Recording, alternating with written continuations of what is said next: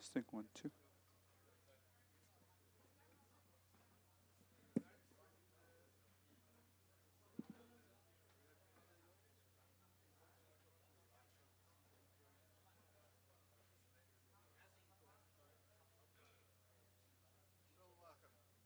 I saw a report in the name of Rav Victor Miller, that the way to prepare for Rosh Hashanah is by smiling. And I saw you come in smiling, and I said, you came on this independently. See that?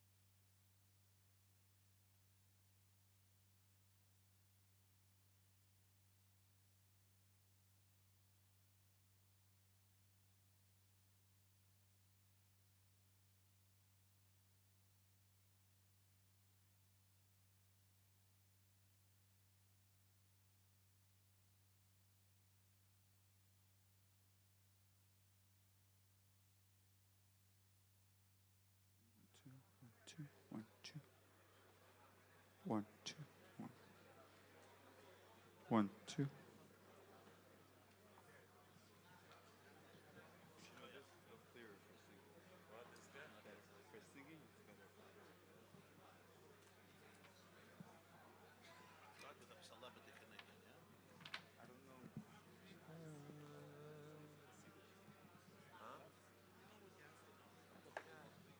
If I feel you don't know it, don't worry.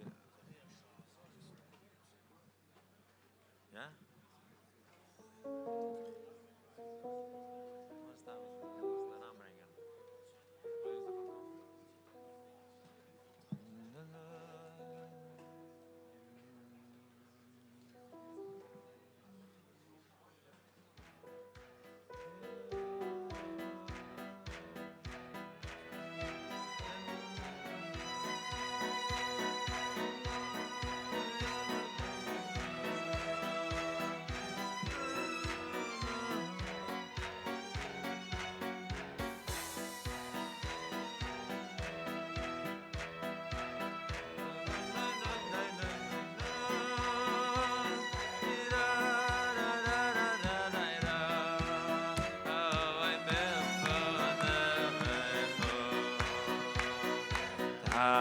TheYeshiva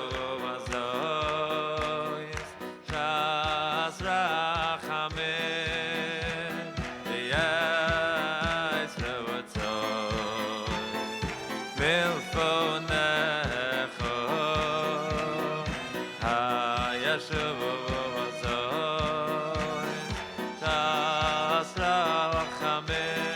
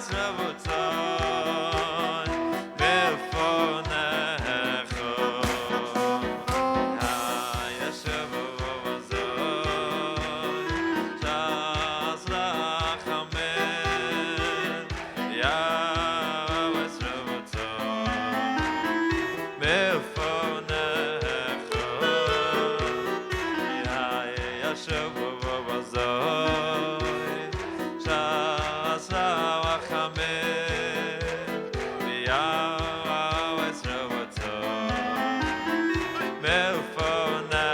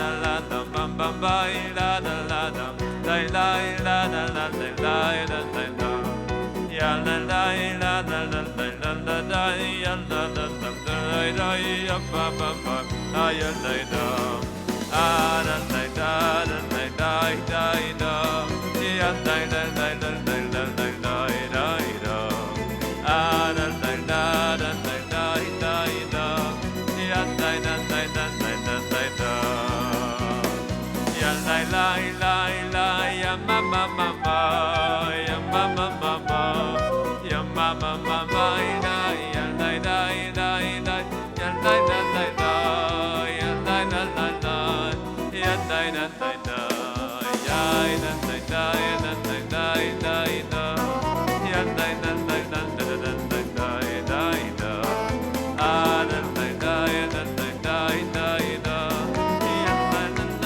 la la ya la la la la la la la ya la la ya la la la la la la la la la la la la la la la la la da da da da da da da da da da da da da da da da da da ya da da da ay da da da da da da da da ya da da da da da da da da da ay da da da da da da da ya da da da da da da da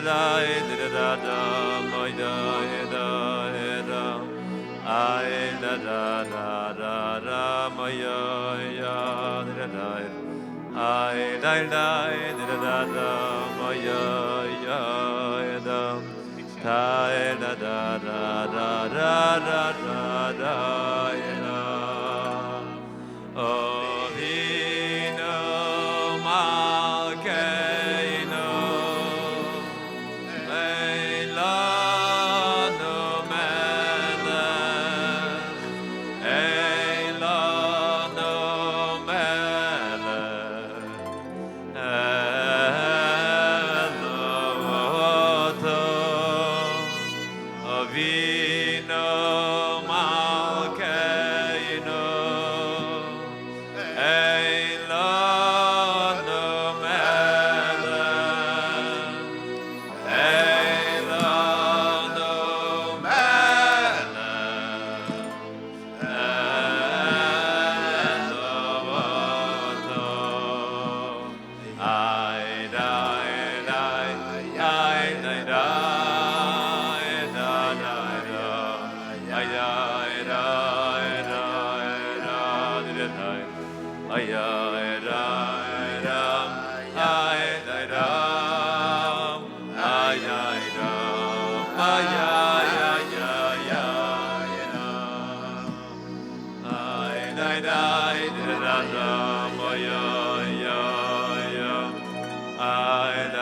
da da da ma ya ya da da ay da da ma ya ya da da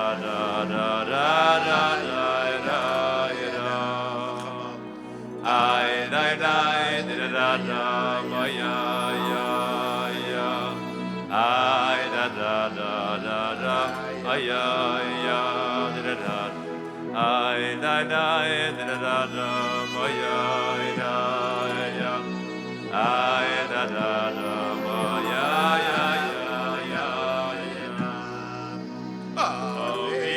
Avinu Malkeinu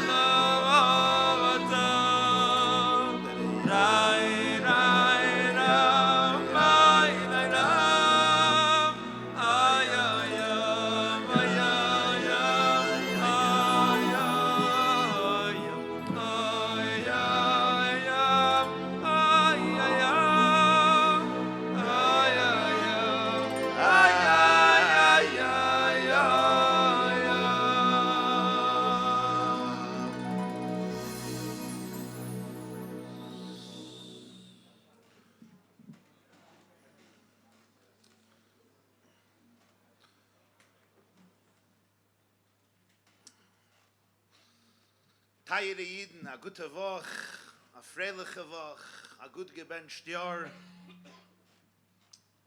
To you and your families, b'toich Klal Yisrael. They tell a story that in the city of Posen in Poland, it was a city of Rebbe Akiva Eger, there was a Baltekeya. It was a Jew, he blew shofar for many, many years. This was his chazokah, this was his thing. And then somehow, the Rav felt that he got caught up a little bit too much in what they called then the Haskalah, the Enlightenment, modernity. So he demoted him from blowing the shofar, Tkiyah shofar on Rosh Hashanah. Instead, he gave him another job. He had to give him something. His job was to blow shofar by the end of Ne'ilah. Shana Haba B'Yerushalayim, to blow the last Tkiyah at the end of Yom Kippur. This Jew who was progressive and he had connections, ran to the moshel, to the governor, and he famased the rabbi. He informed on the rabbi, he said, just because I'm more progressive and I'm more open-minded and I'm more liberal and I'm more in touch with the times, he threw me out of a position I held for so many years and he got rid of me. It's not fair. So the governor called in the Rav of Posen for an interview. And he said, I hear that this is what you did. So he says, on the contrary, not I demoted him, I promoted him. Sir, he says, Your Honor, what is the holiest day in the Jewish calendar? Even this Gentile knew, he said, Yom Kippur. So he said, he used to have a job on Rosh Hashanah. I promoted him to Yom Kippur. Now he has a job on Yom Kippur. He used to blow shofar on Rosh Hashanah, I blow shofar on Yom Kippur. The governor says, oh, I'm so sorry, I apologize, I heard that you threw him out. He says, no, I elevated him. So he calls back the old Baltekeya and he says, why do you say such gossip about the rabbi here? He promoted you from Rosh Hashanah to Yom Kippur. So now he's going to start explaining the Gentile governor of Posen the difference between a mitzvah saseh d'oraisa and a minig Yisrael, and say that Tkiyah shofar on Rosh Hashanah, the mitzvah d'oraisa, it's a biblical commandment. It's a serious moment. Rachmana amatiku, like the Gemara says. And Yom Kippur, stam up minig, stam a custom. How do you compare? You can't explain this to him because the man won't begin to understand. You have to understand how the mechanism of halacha works. Mechanism of Yiddishkeit works. So he says, come on. Rosh Hashanah, 100 sounds. Meya Kailas. He gave me Yom Kippur, you know what? One sound. One key, I'm done. One sound. The governor says, no. Once you have a shofar in the hand, blows me for the wills. Once the shofar is in your hand, blow. Who's stopping you? Do 100, do 500, do 1,000. That's how some speakers feel. They get a shofar in the hand, or some people call it a mic. I'm a blast. You have it in your hand. This is already not an excuse. Rosh Hashanah Yom Kippur. Don't start feeling sad for yourself. And this, you have a shofar blow. But the truth is that it's more than a cute anecdote, which it is. There's also, I think, an insight, a musahaskel, a deep lesson here that I want to share with you tonight. Night of slichas, b'mitzoy menucha, kidam nucha tchila. As we get here together and we come together, hine matoiv u'manoyim sheves achim kam yochat. Everybody knows that in the month of Elul and Tishrei, we say every day, twice a day, at least twice a day, the kapitel in Tehillim, kapitel Chav Zayin, chapter 27 of Psalms, LeDavid Hashem, Oiri v'yishi mimiyira, Hashem o'yischai mimiyevchat. A whole Elul, and a great part of the month of Tishrei. Medrash says, Oiri is Rosh Hashanah, Yishi is Yom Kippur, Tzpeneni Besukkah is Sukkos. Over there, David HaMelech says, everybody knows, Achas sha'alti, me'es Adonai, oisa avakesh, shifti beveis Adonai, kol yemei chaya, elachzus benoyem Adonai, levaker beichol. What does it mean? I ask for one thing. Achas sha'alti, oisa avakesh. This is what I yearn for.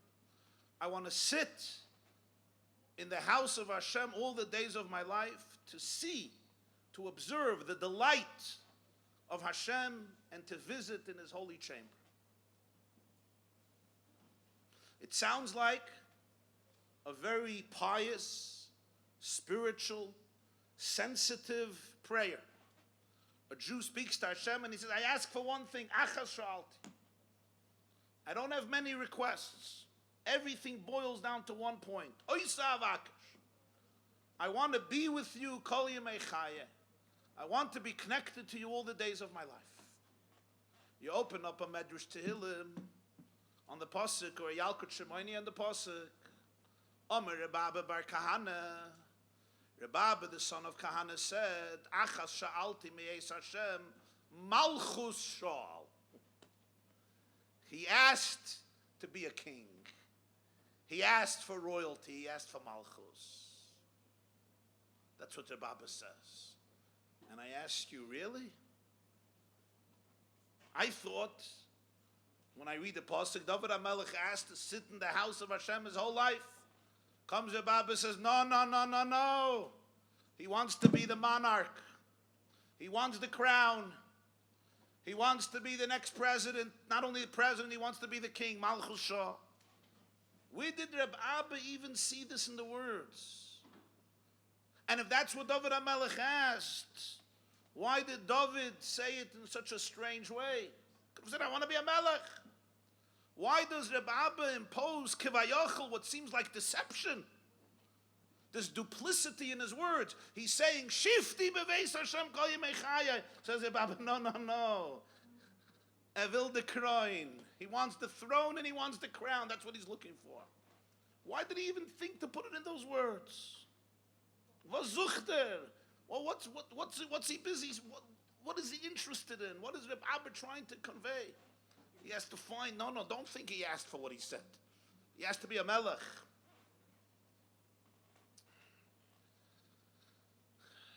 And one of the interpretations in this, perhaps, is the Rebaba is actually conveying the words of what David HaMelech is saying.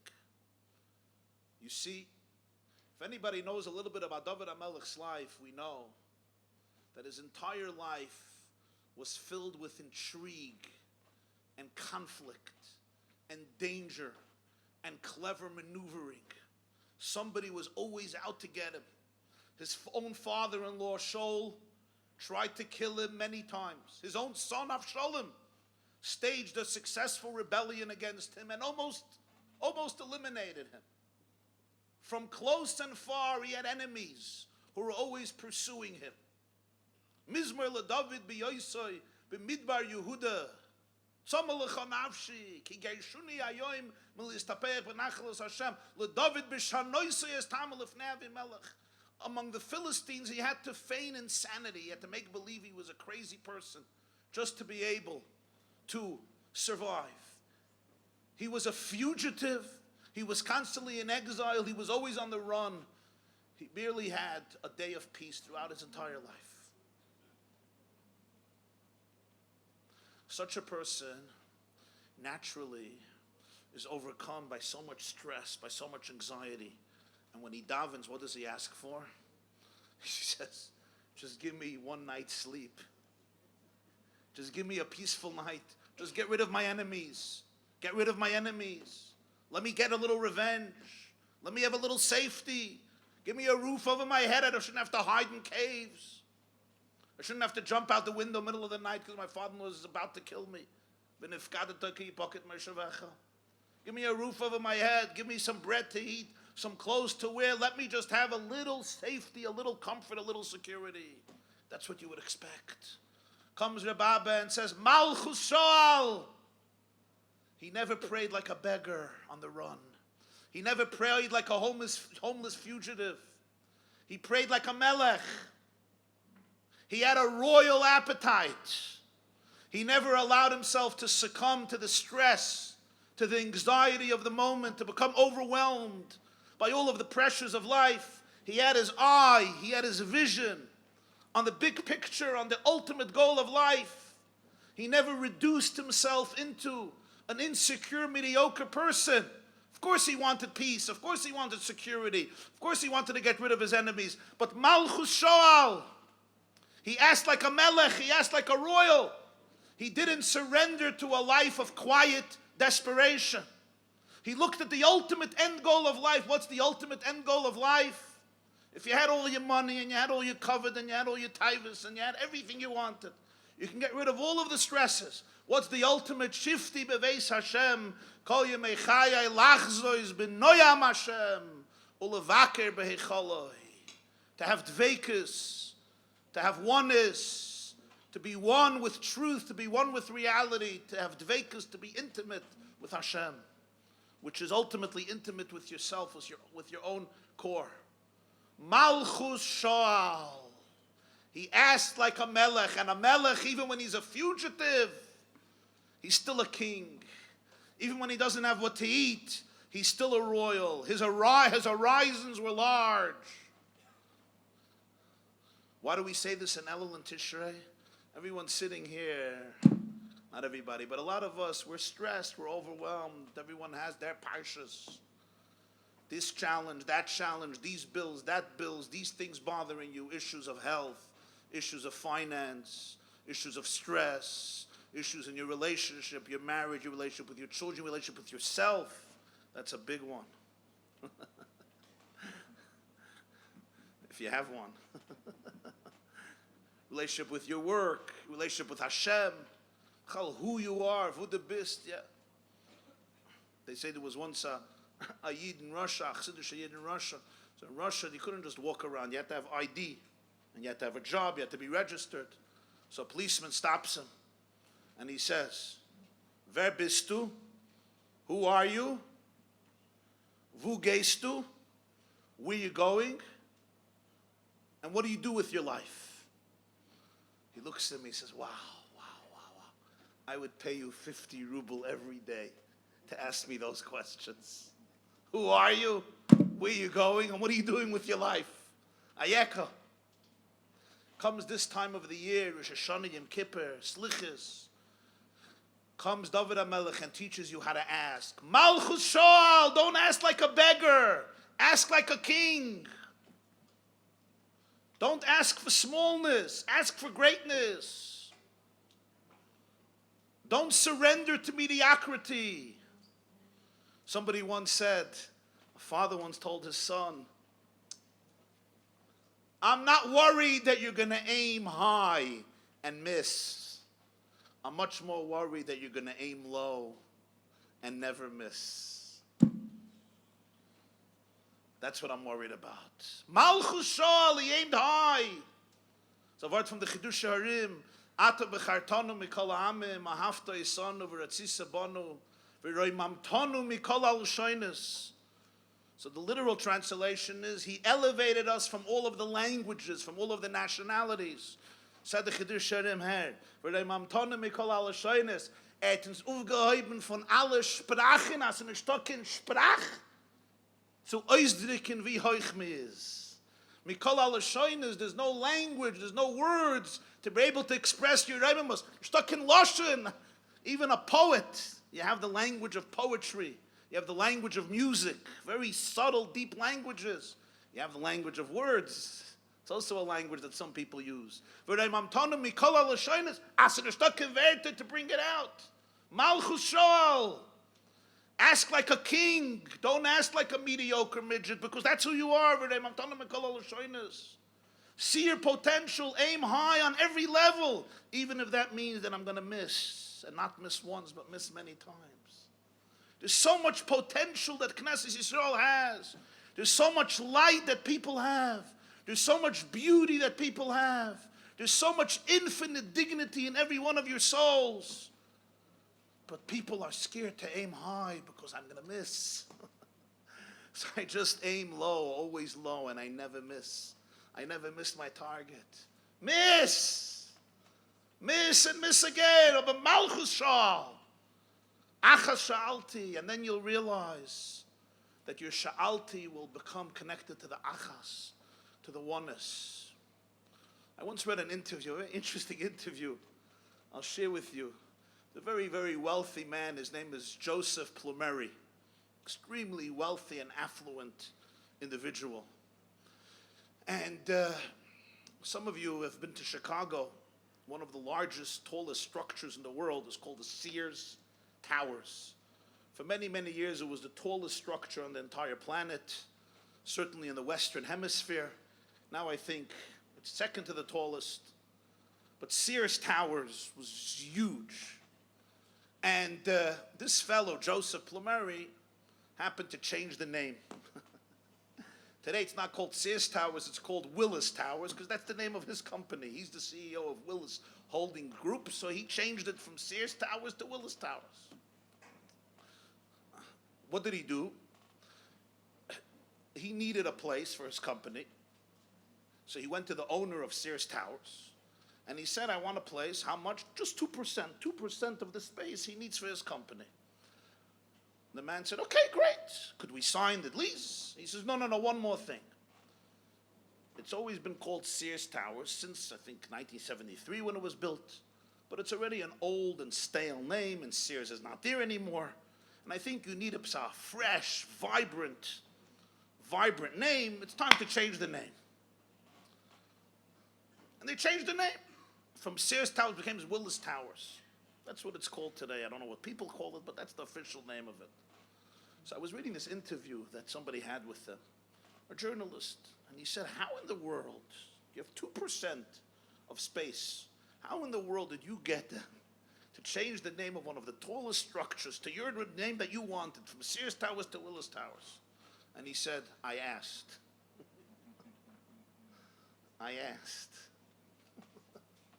And I thought, wow, I asked. But when you don't ask, the answer is always no. When you ask, the answer could be no, but the answer could be yes. Achas sha'alti malchus sha'al. Ayid is a melech. Kol Yisrael b'nei melachim heim, the Mishnah says, and in Zohar state, Kol Yisrael melachim heim, in Tikkunei Zohar. Not just a b'nei melech, a melech. Comes this time of the year, think big, think grand, think like a revolutionary, think like a melech, malchus sha'al. Rabbi Yoeli. Alti Meyes Hashem Achashu Alti Meyes Hashem Oy Savakei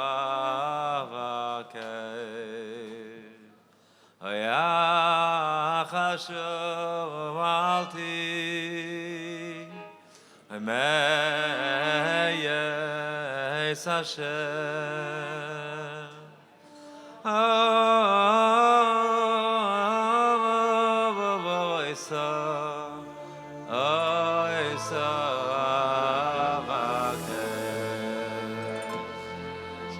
Shivti Meyes Hashem Oy Kol Yemei Chayim Oy Meyes Hashem Kol Yemei Chayim Oy Lavdai B'nai Yam Hashem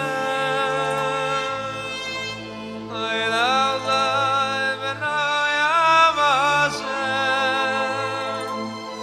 Oy Lavdai B'nai Yam Hashem L'vakei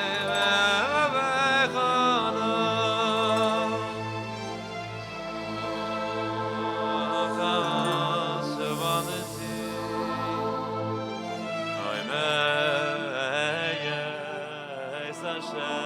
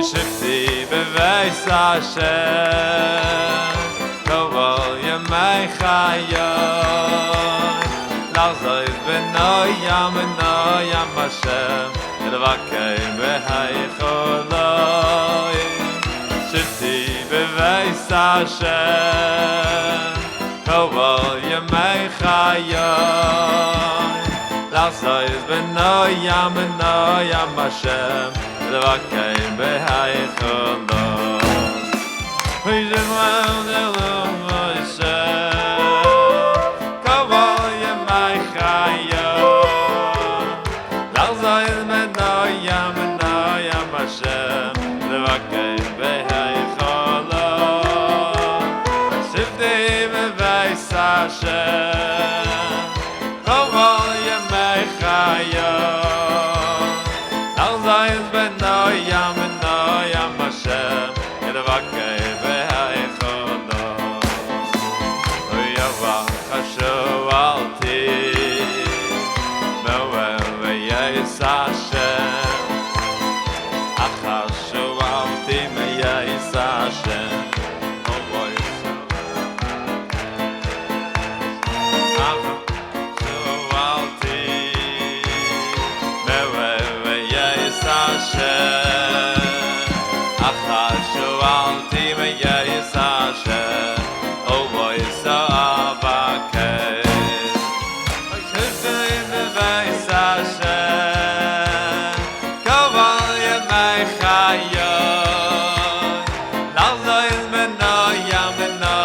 Hashem, Elvakei behaycholoi Shiftei beveis Hashem Kovol yemei chayoy Lachzois benoyam benoyam Hashem Elvakei behaycholoi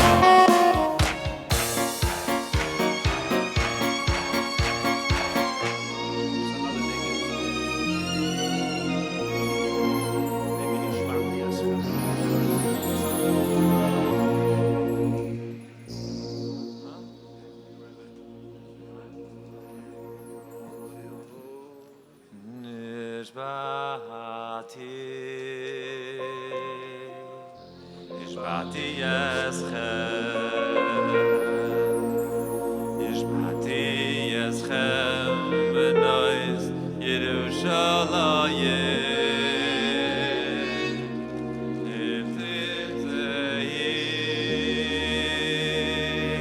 as the holy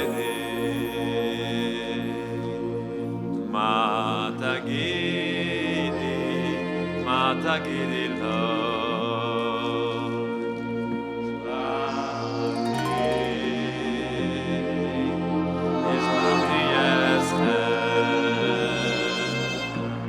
Ishbati yeschem b'nois Yerushalayim Iftitzei as the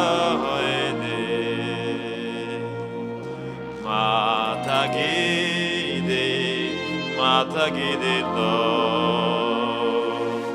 Shechoilas ahavoni Shechoilas ahavoni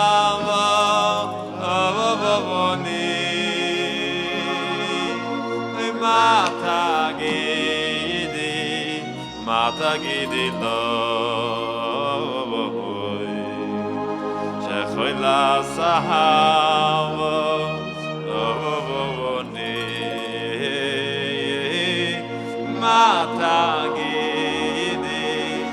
Matagidi lo Shechoilas ahavoni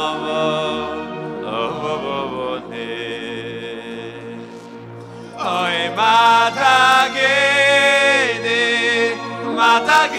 lo Shechoilas ahavoni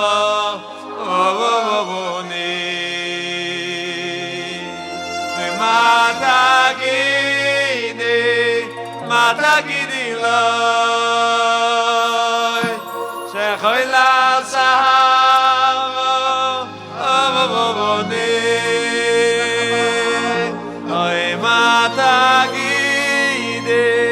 mata gidiloi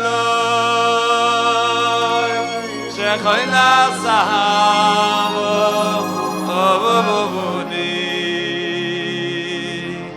oy mata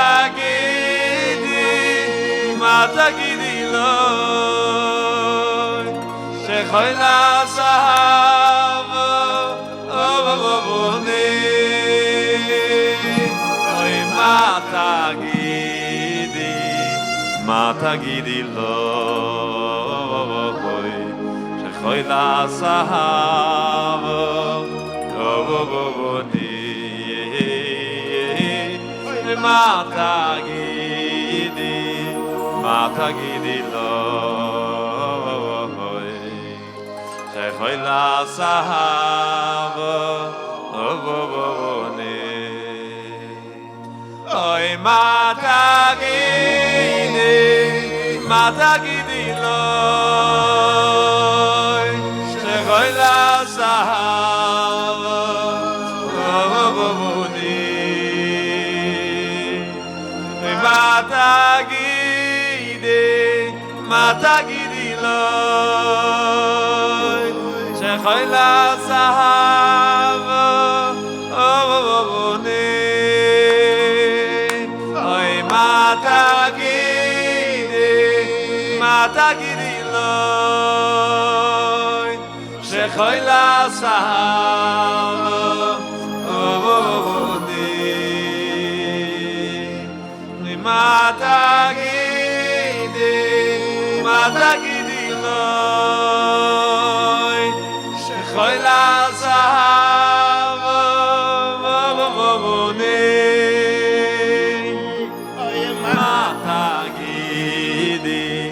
mata gidi loy shechoy la sahavo ovovoni mata gidi loy shechoy la sahavo ovovoni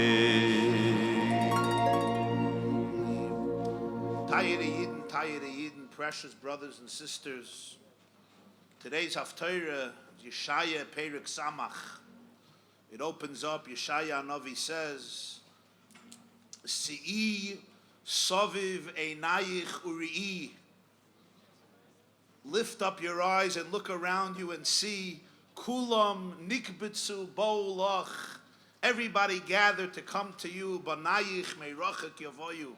Your children came from close and from far. Kulam nikbitzu bo'olach. I'm going to try to paraphrase, if I may, the words of our prophet Yeshaya Navi and say to us, Si'i saviv einayich uri'i. Lift up your eyes and look who's here in this room. Besides all those who are joining us virtually all over the world. Kulam nikbitzu bo'olach. You have here Jews from every type of background, all walks of life. I see Streimlich and Borsalinos, small yarmulkes and big yarmulkes, this type of hat, that type of hat, no hat, almost a hat, interesting hats, boring hats, all types of walks of life, all backgrounds, all different types of kehillas. Kulam nikbitzu bo'olach. That's the matzav today of the Jewish people. Anybody who has their finger on the pulse of the Jewish people know that after years in which machloikis, fragmentation, gossip actually worked, it even turned you into a pretty prominent fellow. If you can get up on the bimah and speak out against a certain movement or a certain kehillah, suddenly you became a gewaldike person. Today, the oilam doesn't buy it, especially the youth. They don't want to hear it. It doesn't speak to them. You realize you lost your crowd. The matzav today is a matzav of si'i, lift up your eyes, uri'i, kulam nikbutzu bo'olach. It's a situation where all the Jewish people are yearning, are craving for love, for oneness, for cohesiveness, for unity. Sick and tired of politics, of lies, of cover-up, especially in the name of God, of zealotry for the sake of egotism, but all l'shem shamayim. People are sick and tired of it. They're looking for harila emes. Be honest, be vulnerable, be real. It's a tremendous moment. Take it in, appreciate it. And if you don't know the person near you, you can even tell him hello and give him a vadim and shalom aleichem. And if nobody is looking, if the video is not on you, you give him a hug. I want to tell you a gewaltige Maisa. I want to share with you a story. I was Thursday in the White Shul in the 5 towns, and I shared with them this story. And I think it's a story that happened in Europe a number of years ago, but it's a story that happens in every person's life. There's a Yid, his name is Reb Moshe Erlanger. He's a Jew from Eretz Yisrael. And he was on business. He was on business in Europe. Aseres Yemei Tshuva.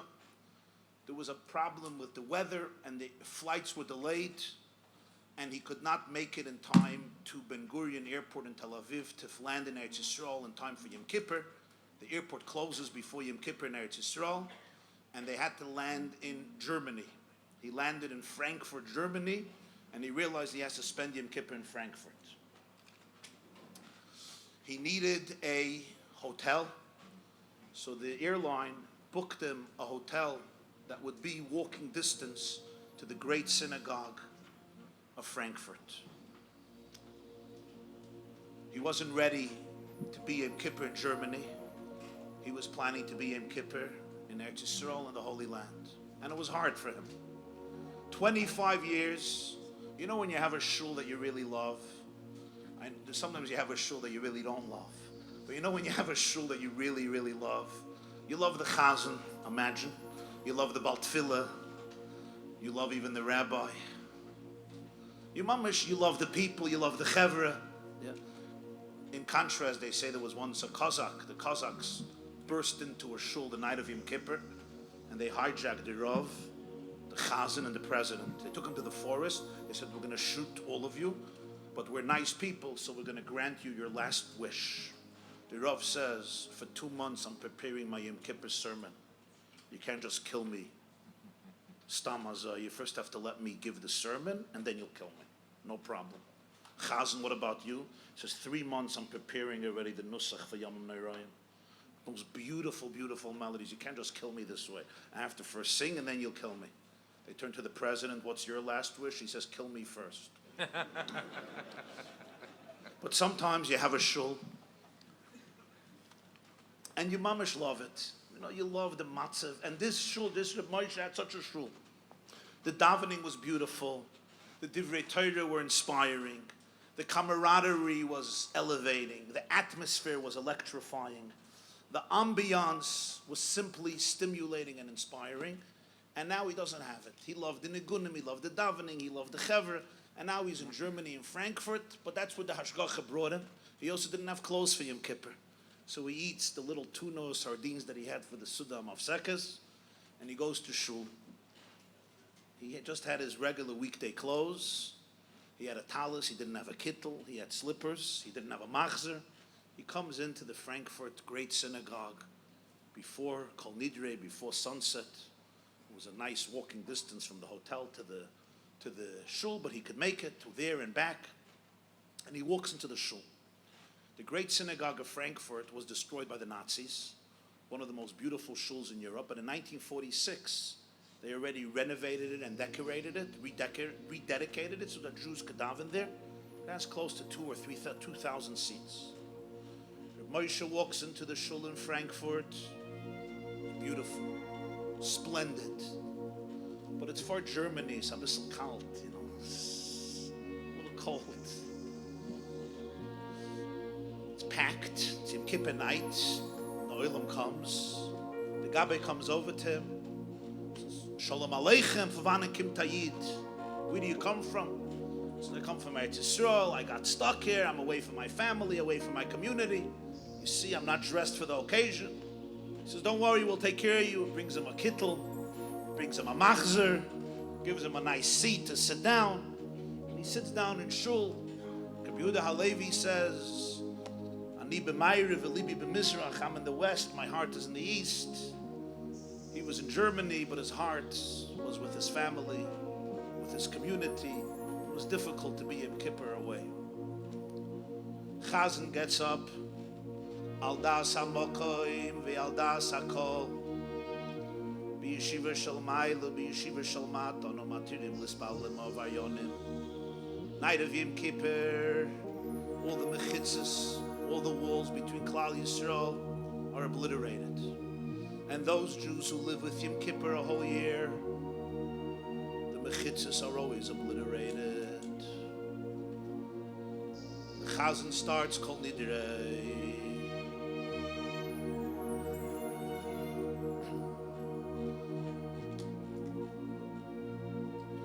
Hi, Kol Nidrei.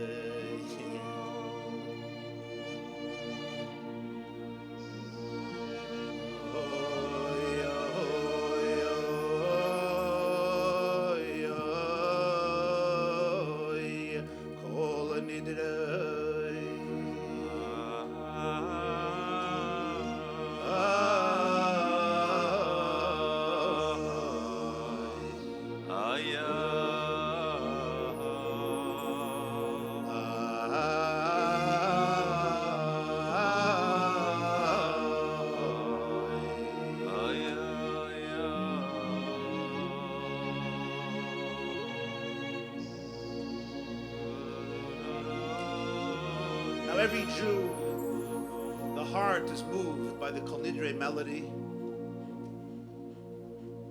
But Reb Moshe felt that there was something different. The Chazan broke down sobbing as he began to sing Kol Nidrei.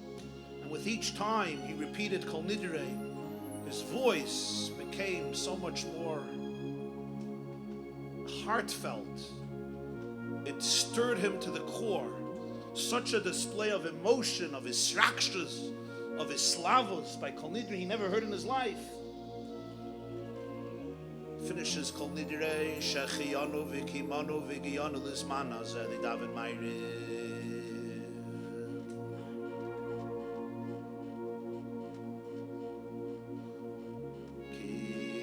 Kinei kacha v'omer b'yavadaya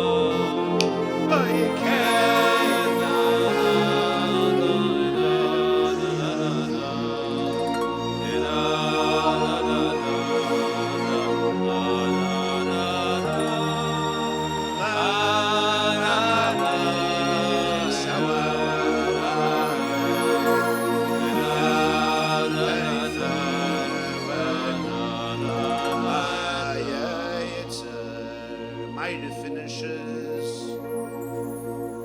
Moshe goes over to the Baltfila, to the cantor, to the Chazan, and he thanks him for such a beautiful davening. And he says, "You have to answer my question. I didn't know that in Frankfurt I'm going to hear the most emotional Kol Nidrei I ever heard in my life. Me'efa baso mama secha." Where, what, when, what were you thinking during Kol Nidrei? Basa Geshen, what were you crying for? Something happened to your family, chas v'shalom. Is there some crisis in your life? Is there something that you associate with this moment?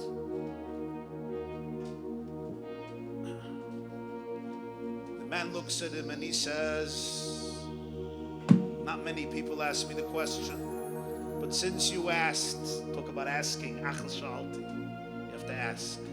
Since you asked, you deserve an answer. And let me tell you, it was worth getting stuck in Frankfurt to be able to hear the Maisa, to be able to hear the story. My name is Tzaddik Greenwald. They call me Tzaddik. I've been the Chazan in Frankfurt for quite a few years, son of Holocaust survivors. To come to Frankfurt Yom Kippur and to daven here, I feel to be a great privilege.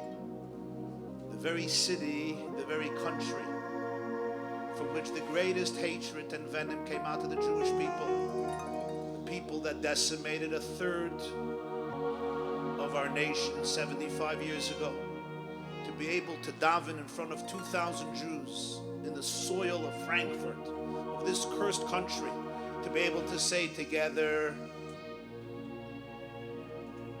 Shechiyanu v'kimanu v'giyanu l'zman hazeh, to be able to say v'yeda kol pol kiyata piyaltoi, to be able to say u'bechein tein kavod li'amecha tehila li'reyecha v'sikva toiva l'dershecha pischin pel amiyachel imloch tein kavod li'amecha, the nation that has been hounded and hunted down. As an Auschwitz survivor once told me, he says, Rabbi Jacobson, he said, you and your children treat cockroaches, mosquitoes with more dignity, with more respect than we were treated. In Auschwitz, he was one of Mengeles Chevra. Those were his words to me. You treat a mosquito with more dignity. Is to come back to Frankfurt and to say Tein Kavod Li'amecha is awe-inspiring for me. And he says, it's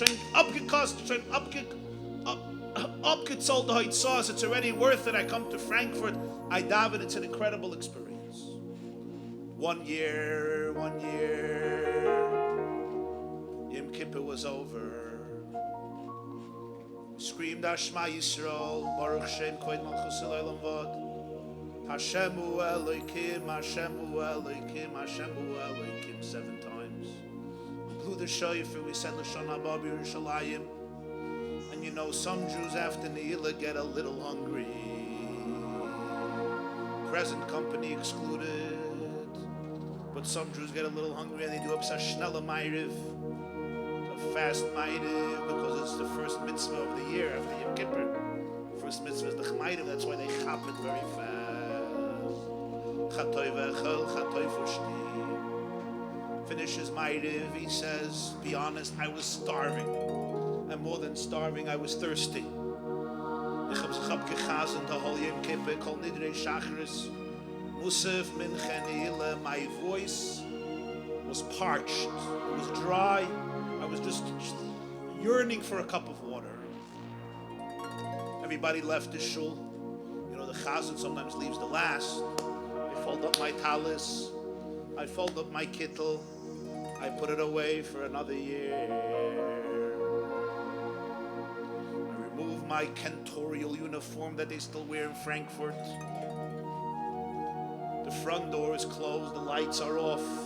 Even the janitor left already. There's a side exit door. I go out, Mitzvah Yom Kippur, from the side exit door. The Tzaddik says, I'm really exhausted. Oizgemuchet. I'm looking forward to go to my room and have a meal. Leich echol b'simcha lachmecha, as the baskel comes out. I don't know how many of you have been to Frankfurt. The synagogue, the shul is huge and beautiful, something special, splendid. The old European architecture from before the war. And the gates, the gates are humongous, protecting the entrance to the front of the shul. I come out from the side door, I walk by the gates, and suddenly Reb Tzaddik says, I see a Jew. He must look 60 or so. He has a white silk yarmulke. On top of his head you could see it's not the makom kavua of the yarmulke. You could see he just put it on a few minutes ago. You know, you see the fit. And he's standing by the gate and he's looking and he's perplexed. And he sees me. He has a heavy Russian accent. You can hear the accent, and he asks me a question with a mix of German and Yiddish. Question is, "Far was seinen die Teuerin von der Schule verschlossen? Why are the gates of the shul locked?" I look at him. "Far was seinen die Teuerin verschlossen? Why are the gates locked? Is heint ba Nacht nicht the Nacht was man sucht Kol Nidre? Is tonight not the night that we say Kol Nidre?" Reb Tzaddik says, I didn't have a heart to answer. I was quiet. He says, "Bitte, entfer mich. Please, answer me. Heint ba Nacht sucht man nicht Kol Nidre? Don't you say Kol Nidre tonight? Why is this shul locked? Am I the only one here tonight? We are all the Jews." He's pleading for an answer. So Reb Tzaddik says to him, "Kol Nidre is given nechte banacht. Tonight is the night after Yom Kippur. Last night was Yom Kippur. Last night the gates were open. Tonight the gates are closed. I'm so sorry you came one day late for Kol Nidre." So he says, the Jew looks at me and he literally breaks down, starts sobbing like a baby, and this is what he says: "I never ever missed a Kol Nidre in my life. My parents were both survivors of the Holocaust, Russian Jews. They remained in Eastern Europe after the war, but they drifted away from Yiddishkeit. One thing they kept, every Yom Kippur they observed, and every single Yom Kippur my father, not a religious Jew, came to shul. Before he died, he looked at me and he said, 'My dear son, how do you know that you're a Jew? From wanneer wees dat du bist a Yid? How do you know you're a Jew?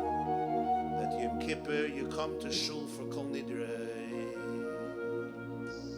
And every single year I followed my father's will and I came to shul. I never ever missed a Kol Nidre. This is the first Yom Kippur I missed." And Reb Tzaddik says, I'm looking at a 60-year-old Jew with a white silk yarmulke on his head, crying like a baby and saying, "It means I'm not part of the Jewish people anymore. Ich bin nicht kein Yid.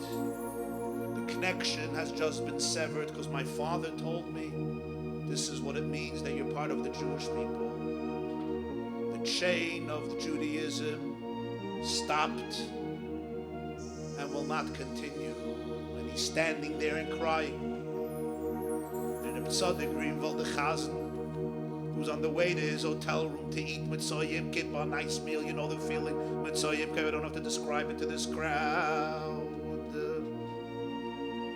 Says to Reb Moshe, says, at that moment, I knew exactly what I have to do.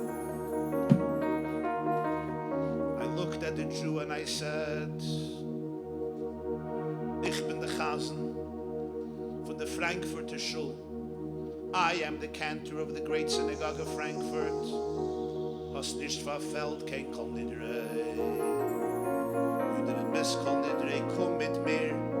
Come with me to the Shul.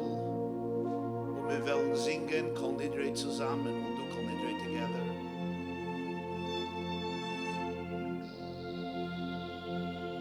He takes him into Shul. It's pitch black. It's pitch black. You know, a shul in Germany, pitch black. It's not 1840. There's always either renovation or somebody drinking soup or somebody doing a minyan. Frankfurt doesn't work that way. sind Satmen, sind Vizhnitz, sind der Stiblach in Zichron Moshe, and it's not Archaim. It's pitch dark. He puts on a little light in the front, he brings this Jew to the front. He gives him a kittel, he gives him a talis, he gives him a machzor with a Russian translation, and he puts him right near him. Reb Tzaddik goes to the stender, and he starts,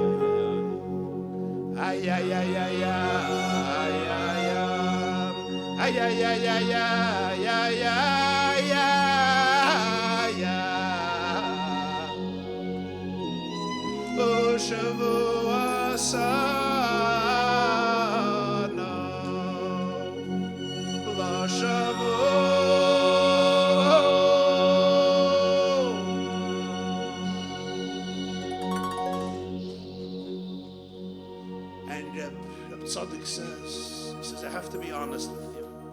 He says, I've been doing Kol Nidre for years, but usually, who's there? 2,000 people are sitting.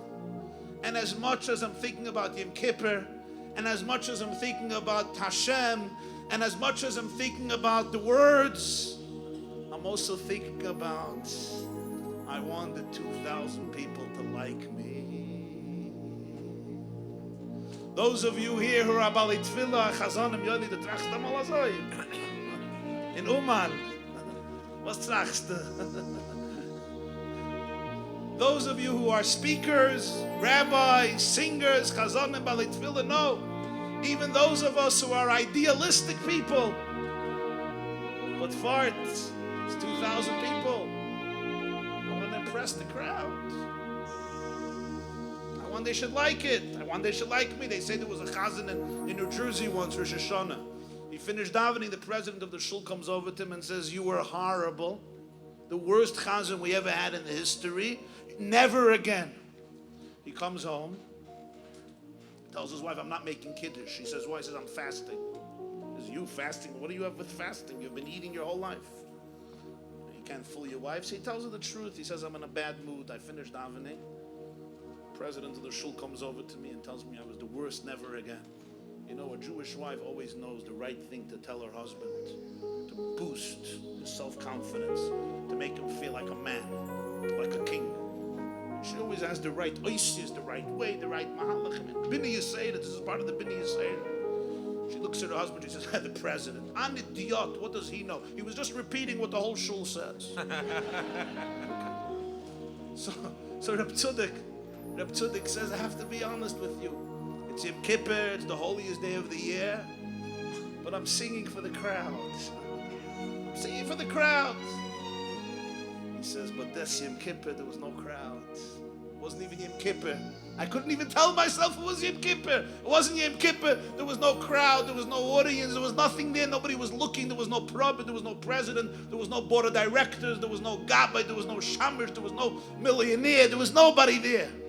It was me and an old Russian Jew sitting there. Didn't even know what Kol Nidre is. Didn't even know what Yom Kippur is. Couldn't even get the day right. So who was I singing Kol Nidre with?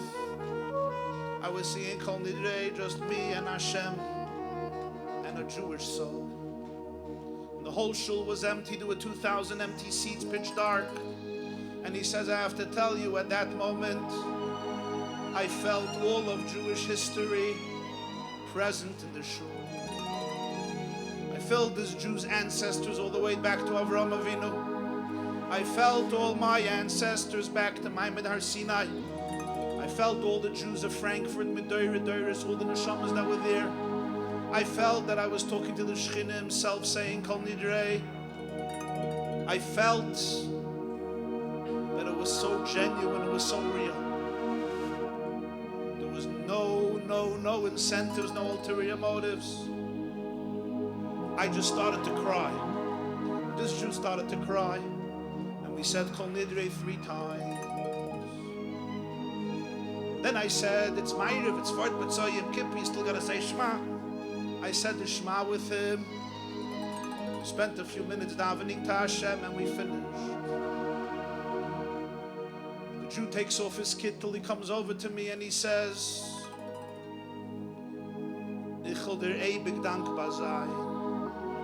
I will forever be grateful to you for helping me know that I'm still part of the Jewish people. He gives me a hug. So I can't thank you enough for what you did for me. And we walk out together from the side door, close the door, he goes home, and I go home to break my fast. Just 2 years later, I come back to Shul. Yom Kippur at night, a Jew comes over to me after davening and he says, you remember me? I take a look, I said, of course I remember you. It was you and I who did our own Kol Nidrei.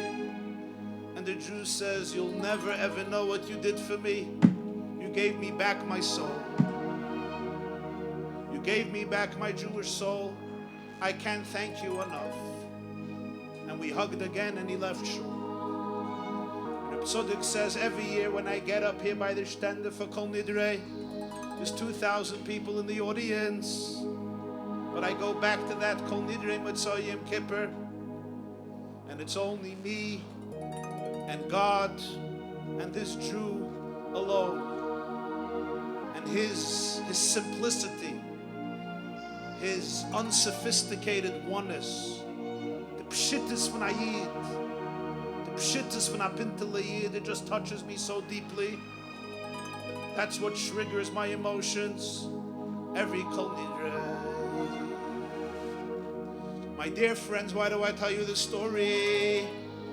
Because I believe the same story happens also in Muncie, and even in Borough Park, and even in Lakewood, and even in Williamsburg, and even in Monroe, and even in Crown Heights, and even in Golders Green and Stamford Hill, and even in Bnei Brak, and even in Yerushalayim.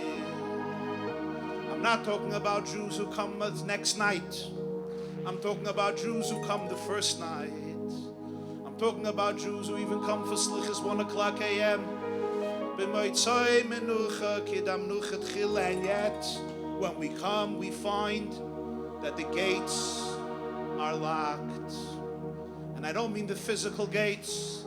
Physical gates, Baruch Hashem, are not locked. The physical gates and portals are open.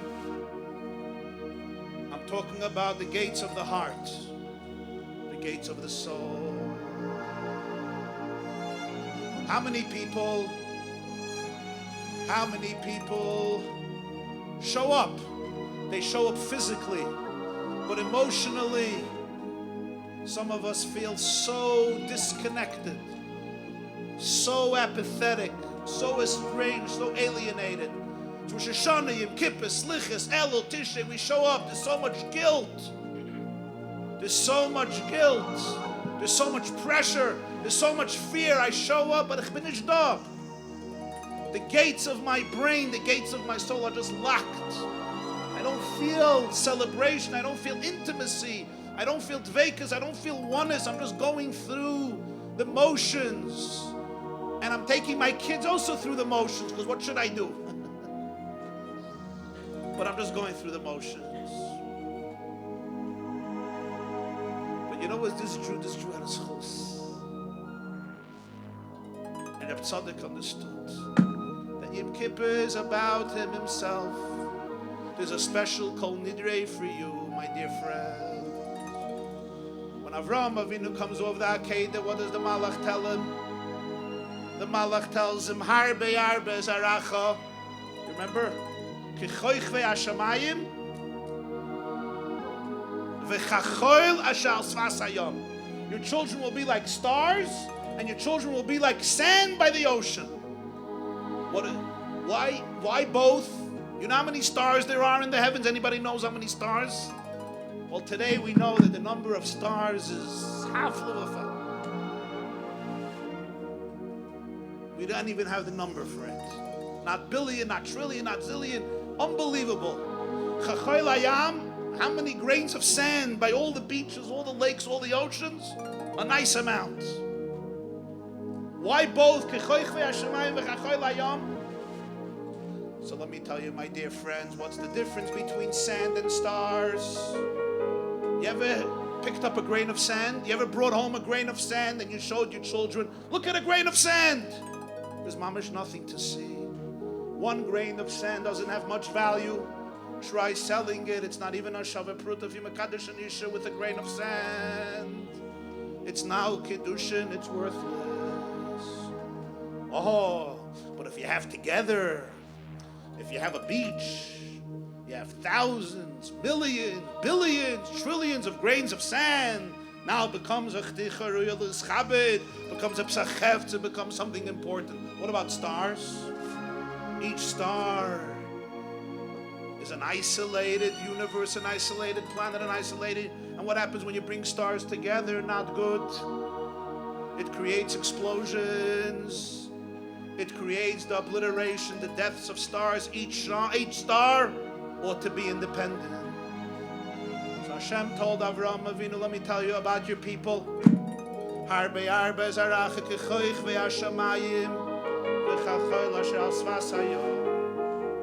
going to be like the sand of the sea. Me, myself, I'm a grain of sand. Together we create what's called Knesset Yisrael. But that's one dimension. There's another dimension of Klal Yisrael called Kechoich Ve'ashamayim. It's about you. You and you alone. Your life, your soul, your individuality, your relationship, your consciousness. We're all one, and we're all also distinctive. Chayav Adam Loimar B'Shvili Nivra Elam. I want to bless you, my dear friends. You should have the same feeling of the Jew in Frankfurt, and know that even if you feel, everybody feels they came late. We all feel we came late. How many people say, if I only would have known this 20 years ago, I would have been different. But I showed up 20 years late. If I would have only known this 40 years ago. When I was a child, somebody told this to me. Today I might have been normal. But nobody told this to me. I'm late to the game. So ich bin verhackt und verblutet und verblutigt und verwundet und verchmuret. These are Yiddish words that speak about self-confidence. We all came late. Not just you came late to Yim, I came late. I'm just not part of it. So I want to tell you, the Ribbono Shel Olam has a Kol Nidrei waiting for you. You don't have to look around. You don't have to compare yourself to others. You don't have to contrast yourself to others. This year, it's between you and God yourself. It could be 2,000 people. There could be one person. There could be 20 people. It's you. Open your heart. Open your soul. The relationship is all yours. The Heilige Degel Machane Ephraim says, what do we read on Yom Kippur? You remember? V'chol adam lo yeh ba'oyel moyeh. Nobody is allowed to be there. What does Hashem tell Moshe Rabbeinu? Come up on the mountain. V'ish lo yalei mach. Nobody should come up with you. Says the Heilige Degel Machane Ephraim, I think in Parshas Maseh. When you go up on the mountain, you have to imagine there's no person beside you. V'ish lo yalei mach. V'chol adam lo yeh ba'oyel moyeh. You want to go into holiness? There can't be anybody there. So many of us, our whole life is about what it looks like to other people. Social conformity. I have to make an impression. They have to say my family is a good family. You can't go up on the mountain. You can't go into the Holy of Holies if you don't emancipate yourself from that. You know why that Jew had a Yom Kippur? Because there was nobody else there. Nicht gedacht die Oitze sei. Should be able to say it's me and God alone. Your heart, your soul, your struggles, your truth, your identity. Ahoy, da da da da da da da da da. Da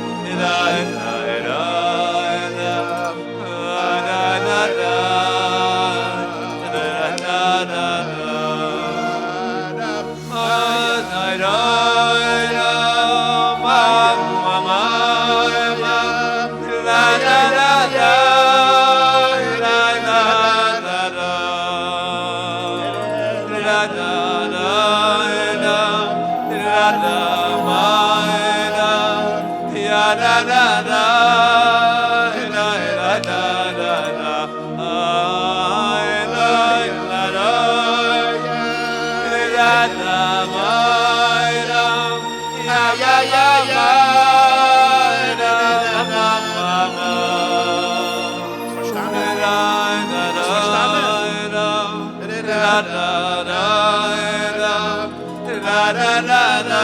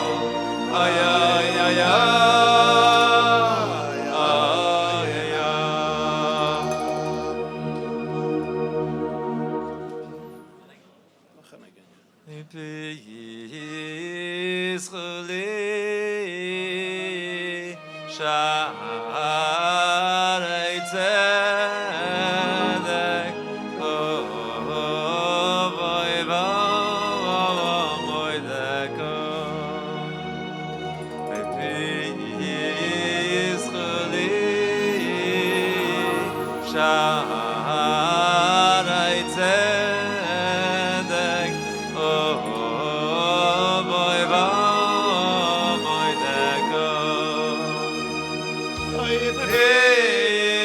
Peacefully share tzedek, oh boy boy deko. La la la la la la, da da da da da da da da, boy da da da da da da da da, ay da da da. Peacefully share tzedek, oh my deko.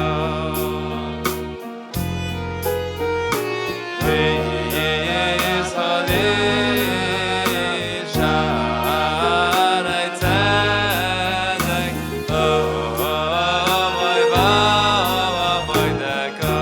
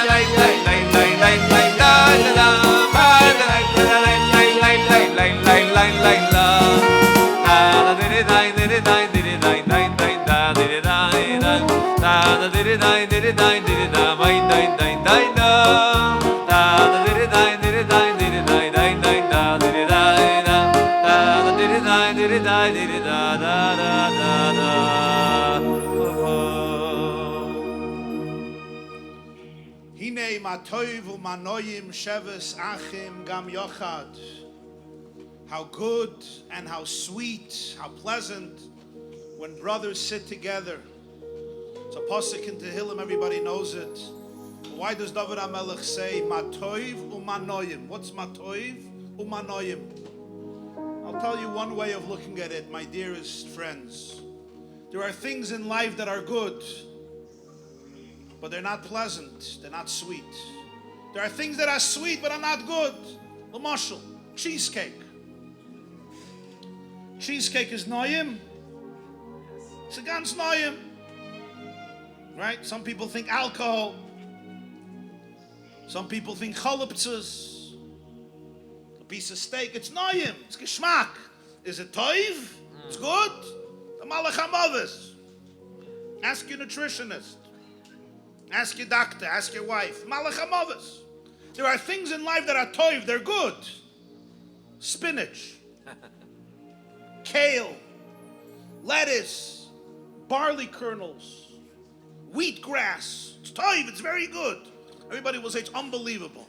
Noyim? Somehow for potato chips, nobody has to develop an appetite. You put down 7-layer cake, it goes. A piece of lettuce, even though it's God's snack, 7-layer cake is human corruption. Lettuce is the chmamish abriya b'dei shamayim. But nonetheless, it's maybe toiv, it's not noyim.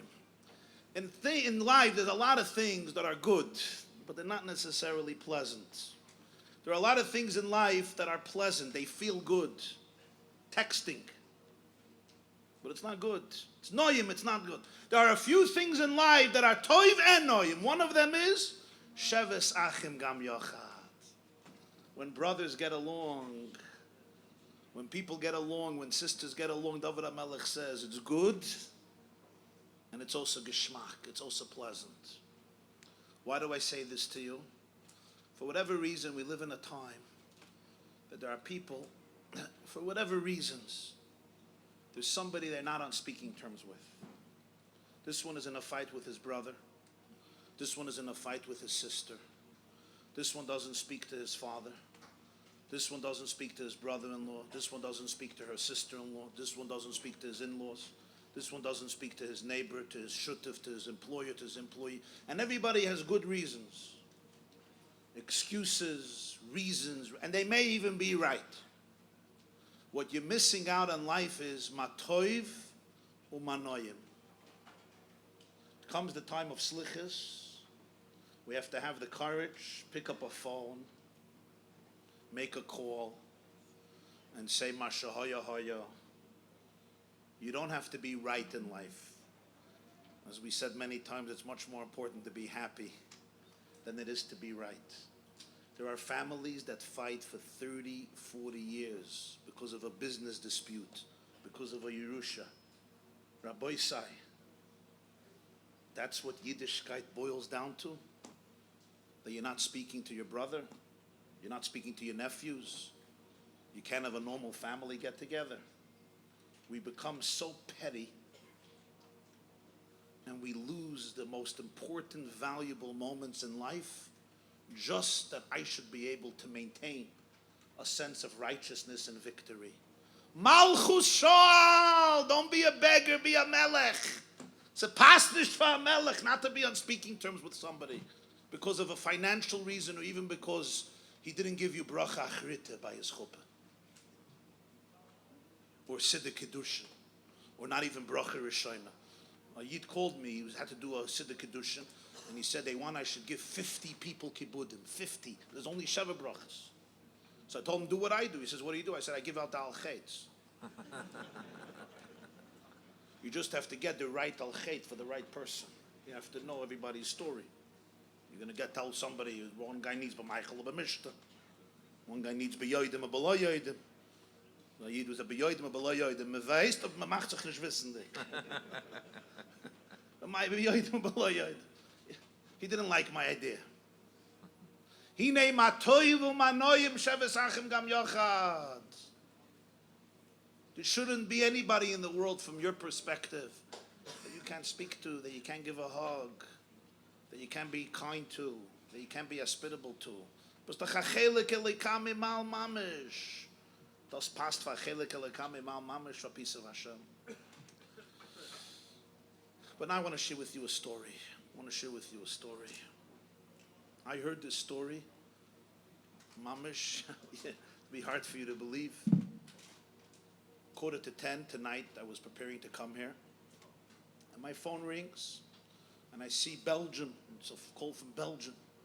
In Belgium, it's not so early now. It's pretty late in Belgium. Who's calling me from Belgium in the middle of the night? So I picked up the phone. The Yid introduces himself. His name is Reb Feivel Shapiro. Feivel Shapiro is a Yid from Antwerp, from Antwerpen, from Belgium. He lives in Belgium. And he told me that he wants to share with me a story. And this is not a story of Klei Chamishi, Klei Revi, Klei Shlishi, Klei Sheni. This is a story of Klei Rishon. It's a story that happened with him himself, and he told it to me tonight. I saw his Shabbos Slichas a few minutes before I came here. And I want to share this story with you. It's a very, very powerful, very moving story.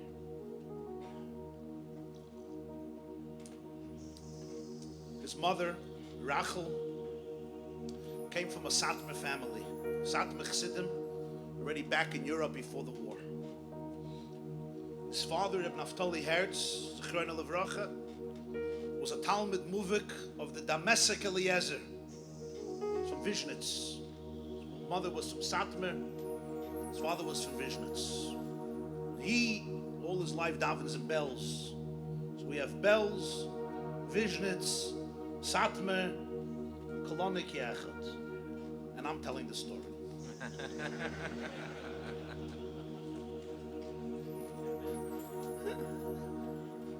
recording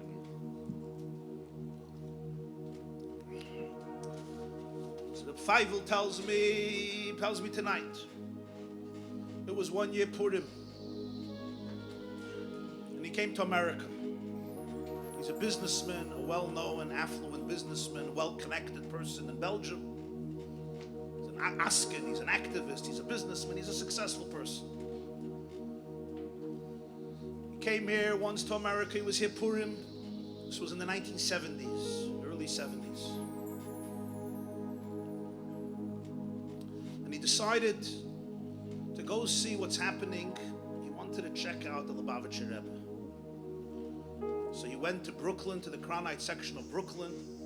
The Lubavitcher Rebbe would hold a Purim Fabrengen, a Purim gathering for many hours every Purim night, Mitzvah Purim.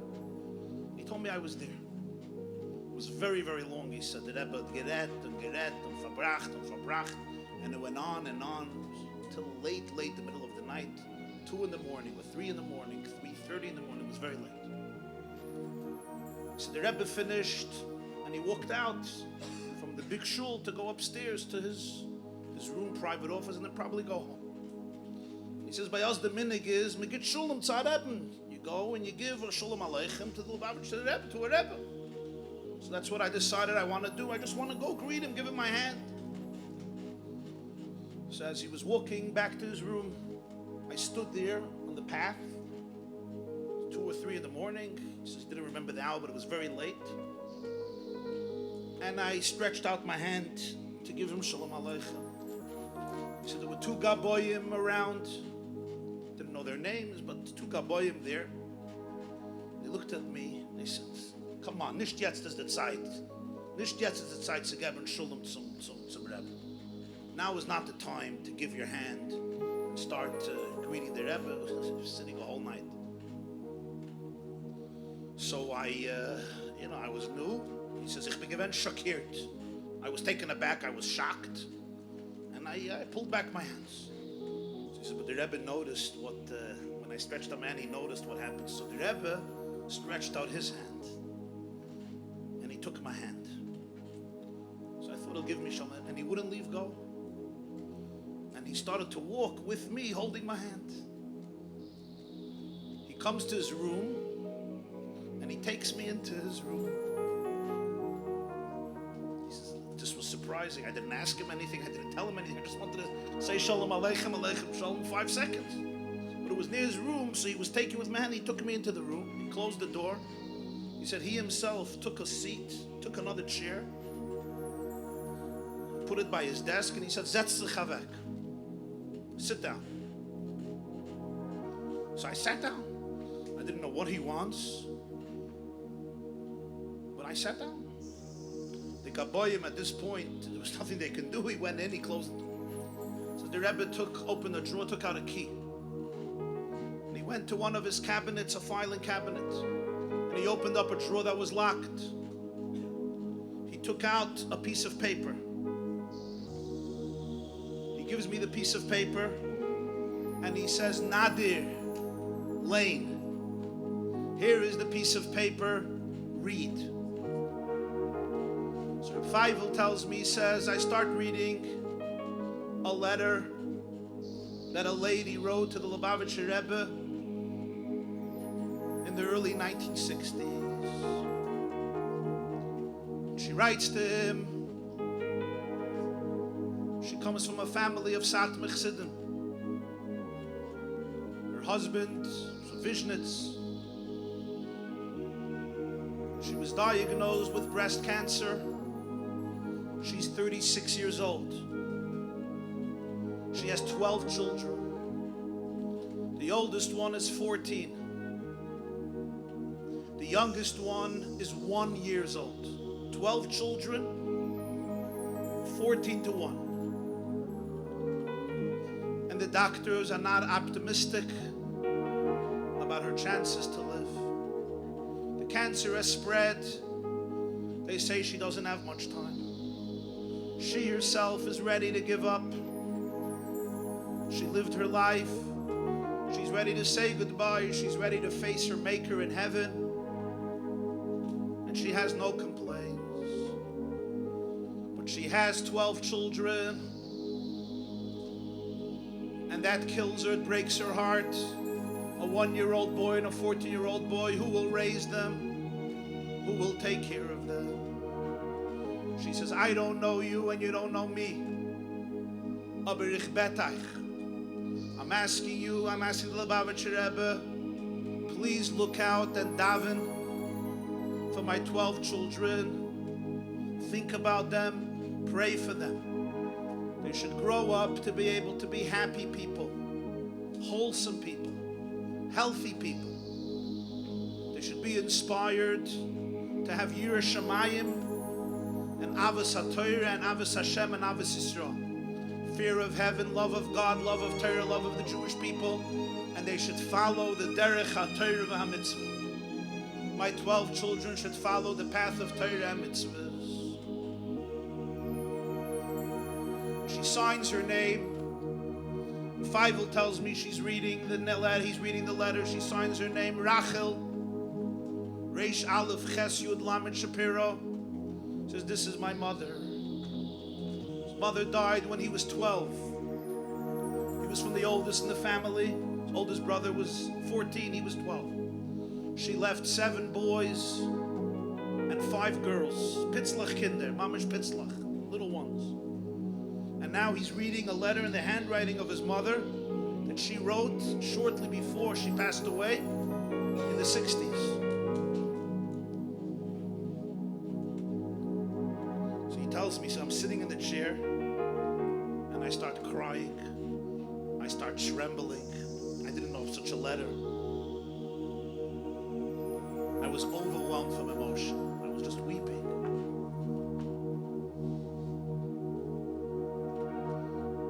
I finished reading. I look at the Lubavitcher Rebbe and I say, Ich will beten ein bakosha. I have one thing to ask you. Mom is gestorben so young. My mother died so young. I don't have much of her. Ich will nehmen den Brief mit mir. I want to take this letter with me.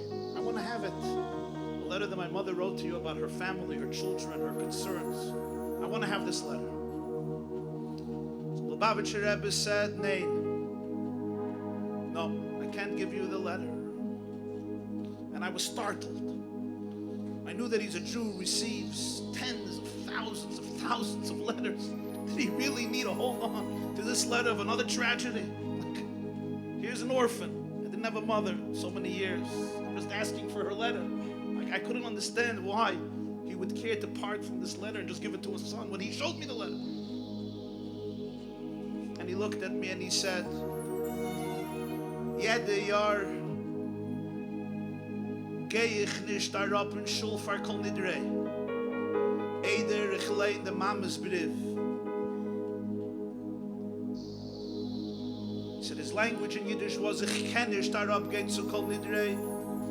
Fahr dem was ich lein de Mama's brief." Every year Yom Kippur, I can't go down to Shul to daven kol nidrei Yom Kippur at night before I don't read your mother's letter.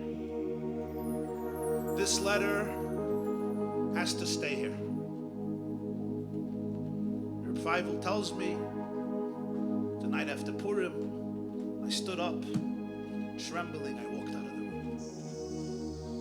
Then he tells me, "Ich kann sich nicht moichel sein." He says, "Rabbi, why? Ich kann sich nicht moichel sein ad hayoim. I can't forgive myself till today. Why I didn't say Lubavitcher Rebbe? How in the world did you know who I am and that this was my mother? I came over to you after Purim. I gave you a hand. I can't forgive myself. Why didn't I ask him? How do you know it's me? Why did you take me into a room? How do you know to put the two together? I didn't even say my name. How did you know this?" So I say, "Why didn't you ask him? Why didn't you ask him?" He said, "I was so overwhelmed from emotion. When he told this to me about Kol Nidrei, first seeing the letter, and then when he told me, I was speechless. But then when I went down, I said, oh yeah, I should have asked him." So I said to Feivel, how did he know? How did he know? And why did your mother write him a letter? So I can't tell you how he know what I say. He says, "I guess et gesehen Sachen was andere sehen." Saw things maybe that other people don't see. He looked at me, he saw. Then he says, what happened was as follows. He says, "My father was a starke student of the Damascus Eliezer. But when he came to Antwerp, he wanted a Chassidish minyan. There was Bells. He went to Bells. He used to come to America a lot. He was a successful businessman. He was involved in Macy's and other things. And he used to go visit the Helike Divrei Yoel, the Satmar of Schisse Yogan Alayni. He said, I enjoy speaking to him. Satmar Rav said, as a Kligeid, it's a smart joint. He told me he would spend hours. A few times he went to him, he spent a few hours with the Satmar Rebbe.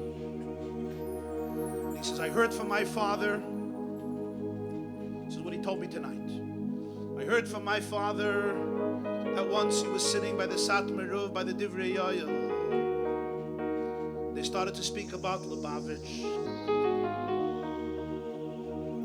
The Satmar Rav, he said, told my father these words. Aher ahin, here or there. You could look at it here or there. Let me tell you the truth. Whenever a Jew comes to me,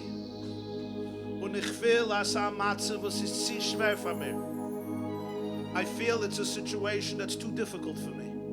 I can't deal with it. I don't know what to say. I send it to the Lubavitcher Rebbe. This is the emes. So my father told me when my mother got so sick, and he was by the Satmar. Satmar told this to him. So he says he went to my mother. And he said an interesting thing I heard from the Satmar of that when he doesn't know how to deal with the situation, he sends to the Lubavitcher Rebbe. So my mother, without telling him, wrote this whole letter to the Rebbe because based on what she heard from my father. But nobody knew about it. The Rebbe showed it to me many, many years after her passing. So I said, "No, tell me about the family." He says, "You should know that the 12 kids grew up. It was spectacular people. person got married, built beautiful families, started telling me where everybody is, their families, their children. At this point, the Chashish gehalten cup. And then I thought to myself, this is just a personal memory, and I'm not saying it's connected, I'll just tell you an experience. I grew up in the Crown Heights section of Brooklyn.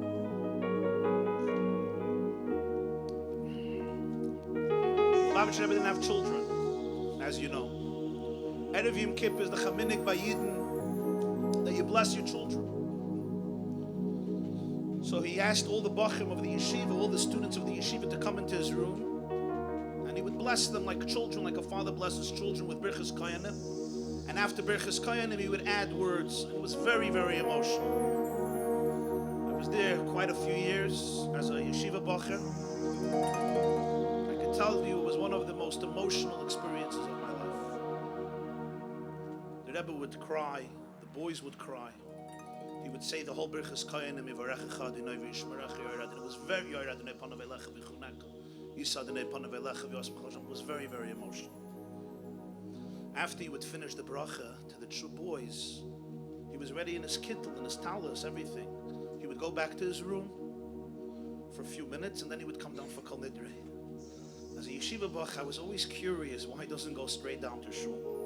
What he does between the bracha to the students, to the talmidim, and Kol Nidre. I still don't know the answer. But when Feivel told me the story, I had a flashback of me asking myself, why is the Rebbe doesn't go straight? He was already coming out to the boys. Why did he just go straight down to shul? But he told them, I don't go down to shul before Kol Nidre, before I read this letter. And I thought to myself when I heard this tonight, that there's such a powerful story for each and every one of us. Why? Because every one of us in our own way has to be today a little Manig Yisrael, a little leader of the Jewish people.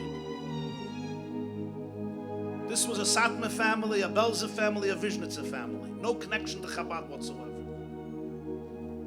It wasn't part of the Rebbe's Kehillah, his Anshe Shloimaini. It's not part of his Chevra.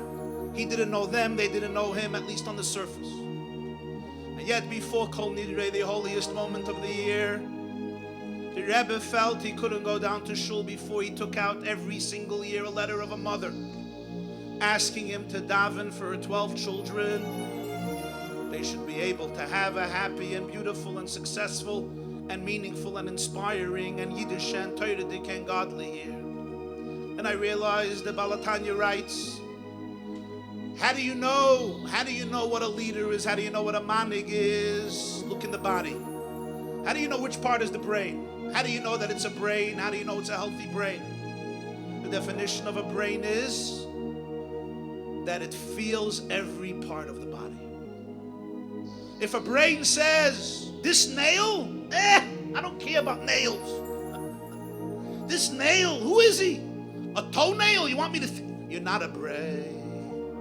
If you're a brain, you feel the kidneys, you feel the heart, you feel the lungs, you feel the pancreas, you feel the liver, but you also feel a toenail. You also feel a strand of hair.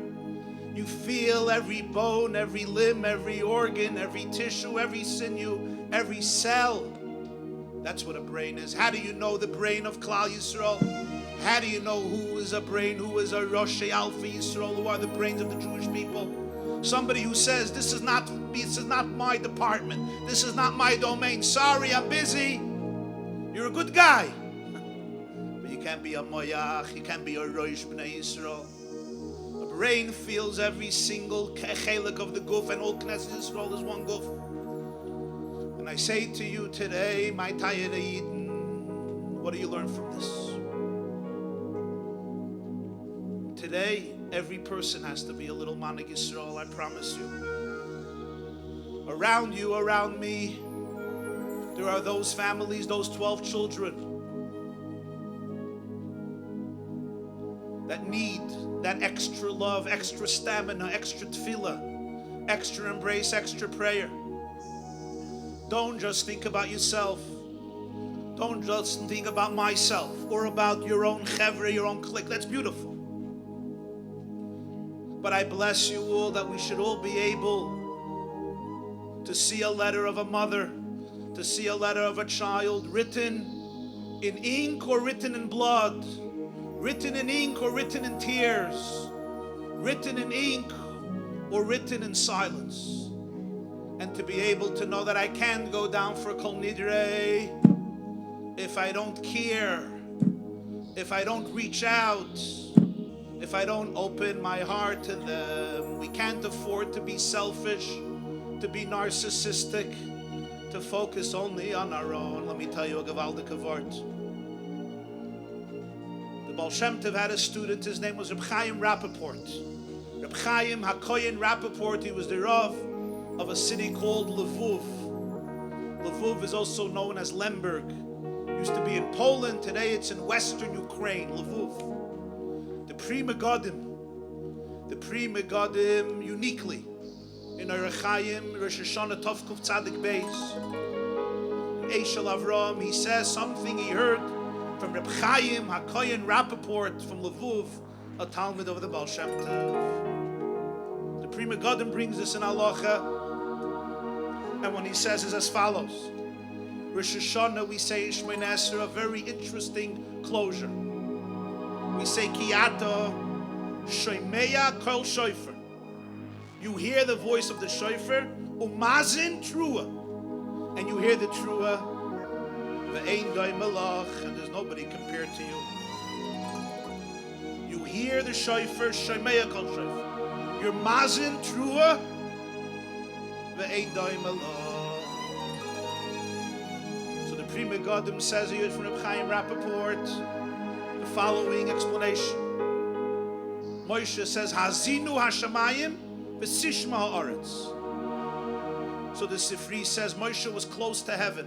Hazinu is if somebody's close. V'sishma is if somebody's far. That's why Yeshaya says, Shimu Shamayim v'azini eretz. He was close to earth, he was far from heaven. So Moshe says, Hazinu Hashamayim. Yeshaya says, Hazini eretz. Shimu Shamayim. We say Rosh Hashanah, Shomeya Kol Shofar, Umazin Trua. You hear the Kol Shofar from far. You hear the Trua, Mazin, Hazinu from close. What's the difference between Kol Shofar and Trua, says the Pri Megadim. So he says, Shofar is the straight sound. Du Tkiya. Trua, as the Gemara says in Rosh Hashanah, is the broken sound. Yom Trua Yevava. Or Yevava or Yelala. Shvarim or Trua, it's the broken sound. There are two types of people in the world. There are people who look in the mirror and they say, life is perfect. Anybody? Life is perfect. Do. And then there are people who look inside themselves and they go, oi, oi, oi, oi, shvarim or trua, oi, oi, oi, oi, oi, oi, oi.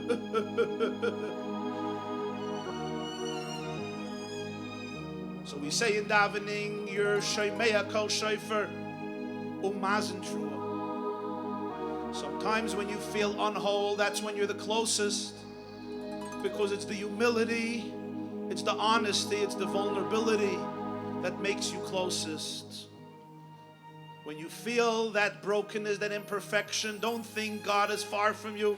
That's when He's closest to you, because it's real, it's authentic, it's raw. There's no arrogance, there's no smugness. There's nobody like you. Most people run away from brokenness, but not you. You want, as he puts it from the Medrash, you want the Kli Shavor more than the Kli Gomor. The broken vessel is more precious to you. So my friends, wherever you look around today, there are so many people who feel so much brokenness. Even though there's so many blessings out there, but there's also so much disappointment and heartache. We can't go down to our old Kol Nidre, we can't go to our own Slichas, our own Rosh Hashanah. If we don't take out these letters and have the courage to connect. Sei mechazek ayid. Hab holt ayid. Sag a good word zu ayid. Lift up sparks. Ignite souls. Don't be stingy with love. Don't be stingy with words. Don't be stingy with warmth.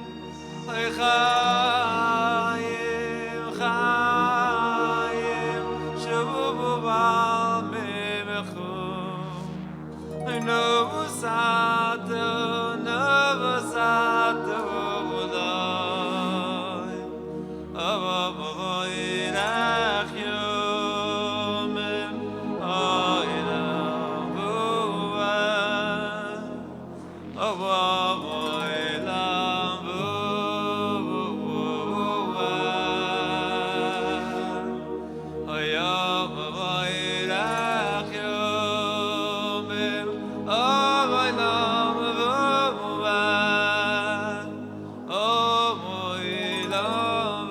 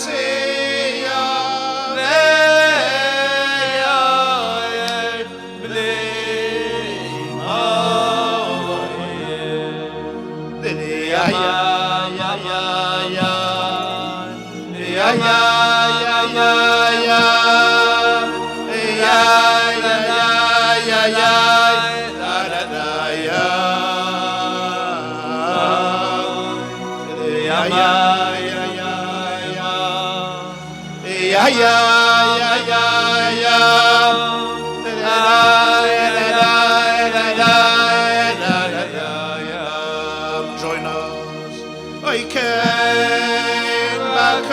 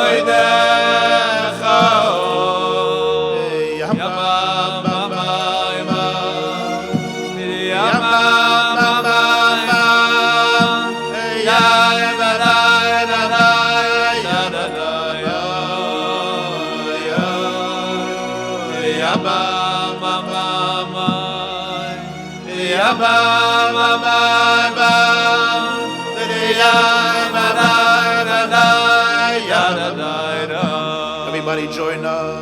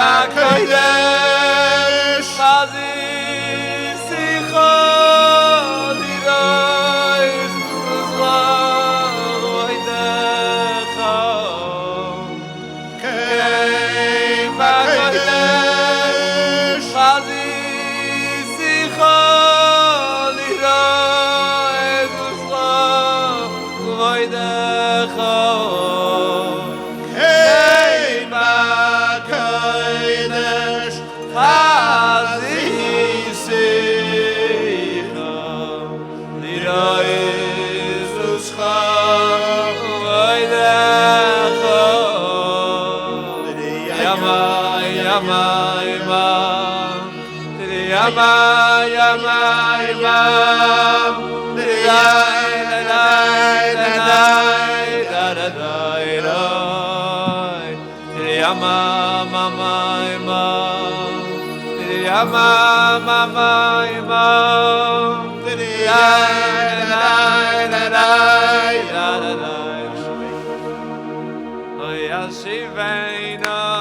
Hashem Melecha, Melecha v'noshuva, Halishameinu.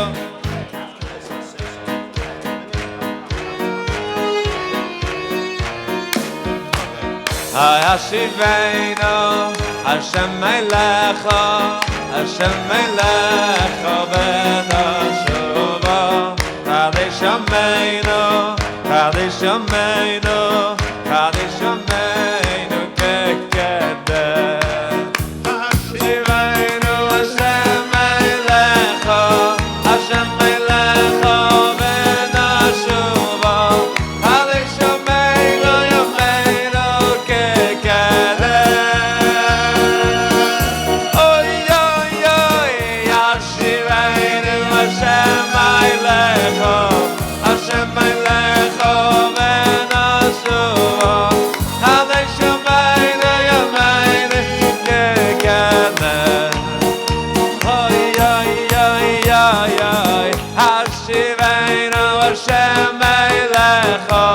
Hashem Melecha v'noshuva Kalishameinu Yameinu kekeder Oy oy oy oy Hashiveinu Hashem Melecha Hashem Melecha v'noshuva Kalishameinu Yameinu kekeder Oy Hashiveinu Hashem Melecha, Hashem Melecha v'noshuva Kadishameinu, Kadishameinu, Kadishameinu kekeder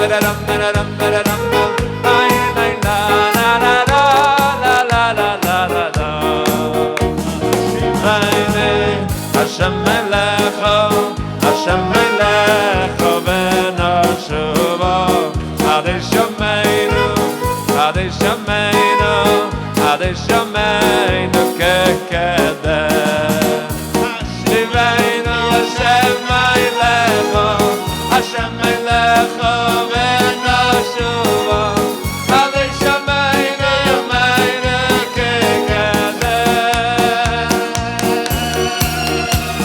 Oy Hashiveinu Hashem Melecha, Hashem Melecha v'noshuva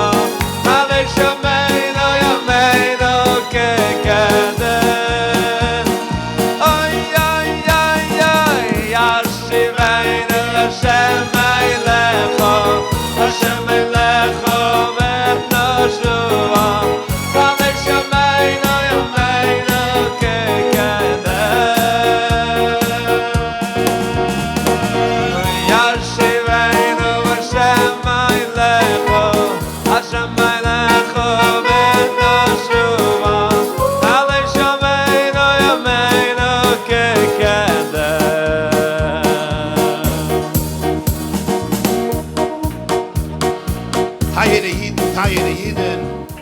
Before we go to Slichas, I'll just leave you with this last reflection or idea.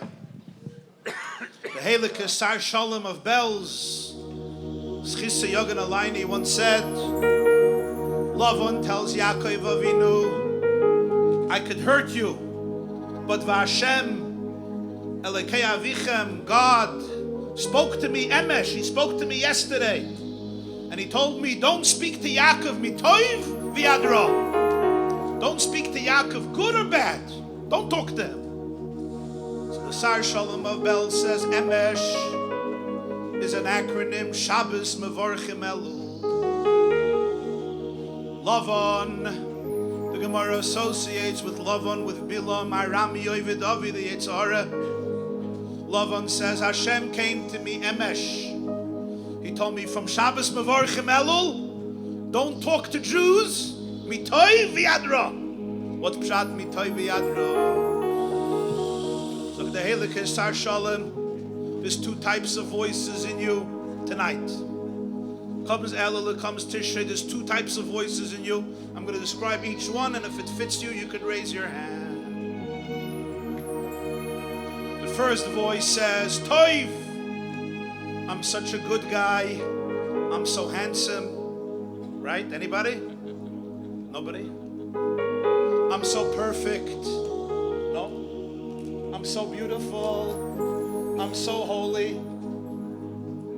I'm just the best guy in the world. There's nothing for me to repair. There's nothing for me to fix. But then there's another voice in you, and the other voice says, Ra, I'm a lowlife. Ich bin a schmutziger Adam. Ich bin a chayer o a sheigetz. A bahaime a poshei Yisrael. A sheretz. I'm a disappointment to God.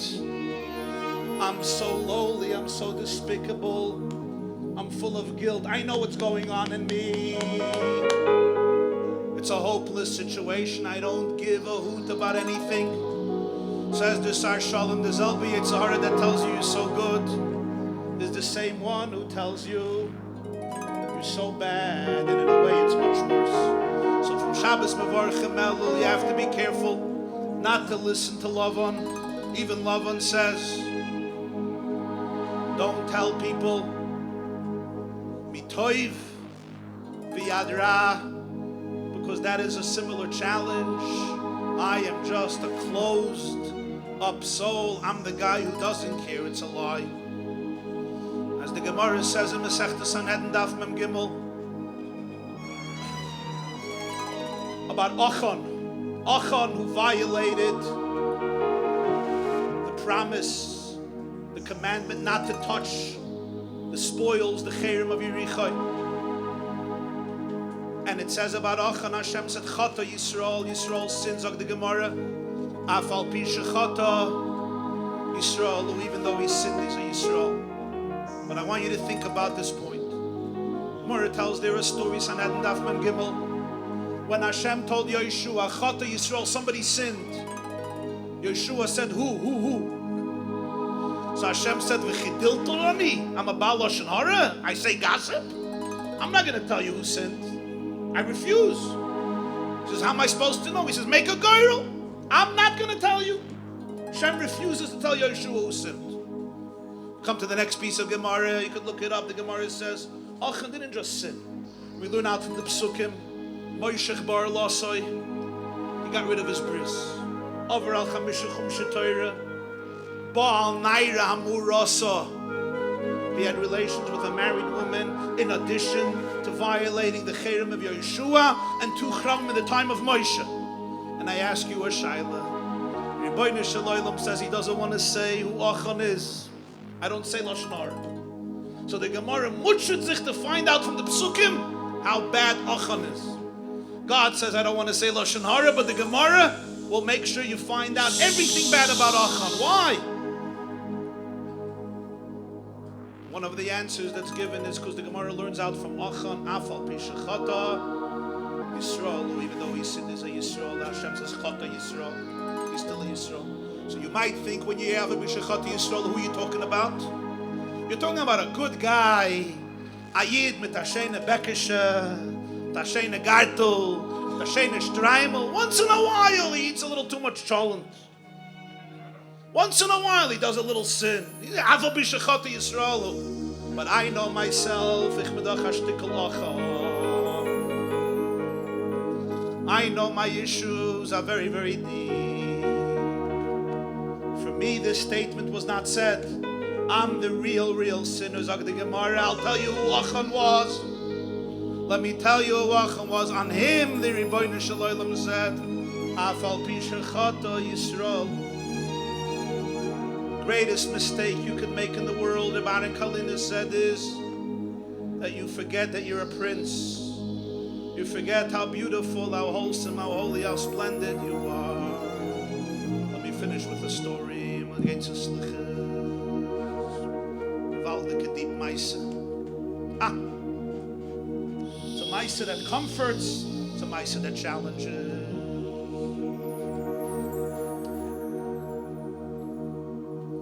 Say it, the kids. It's a deep story. So given Ayid, the Rebbe Rayatz, sixth Lubavitcher Rebbe, father-in-law of the most recent Rebbe, Rabbi Yosef Yitzchak, passed away in 1950. He suffered tremendous in the Soviet Union. He was sentenced to death and then to 10 years in the Gulag and 3 years in the Gulag. He made it out at the end, B'nisei Nissen.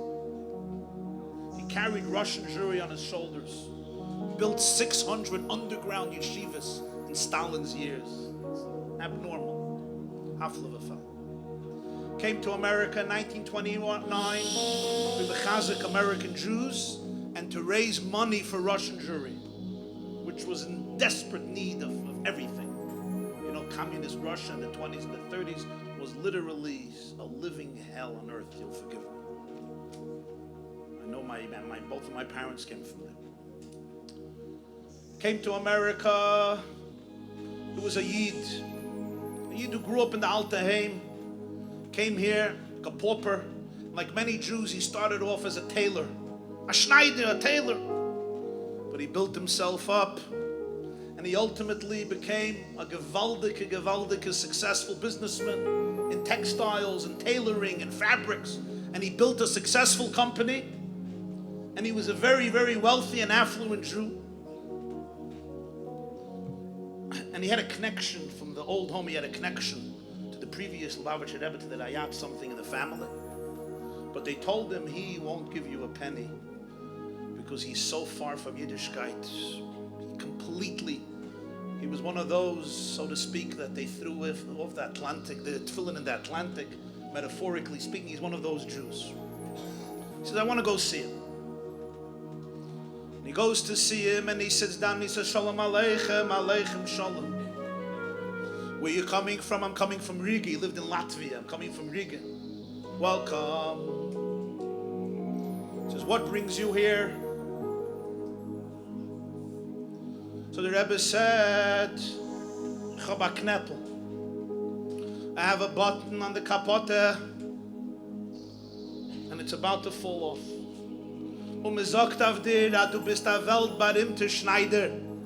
They say about you, you are a world-renowned tailor.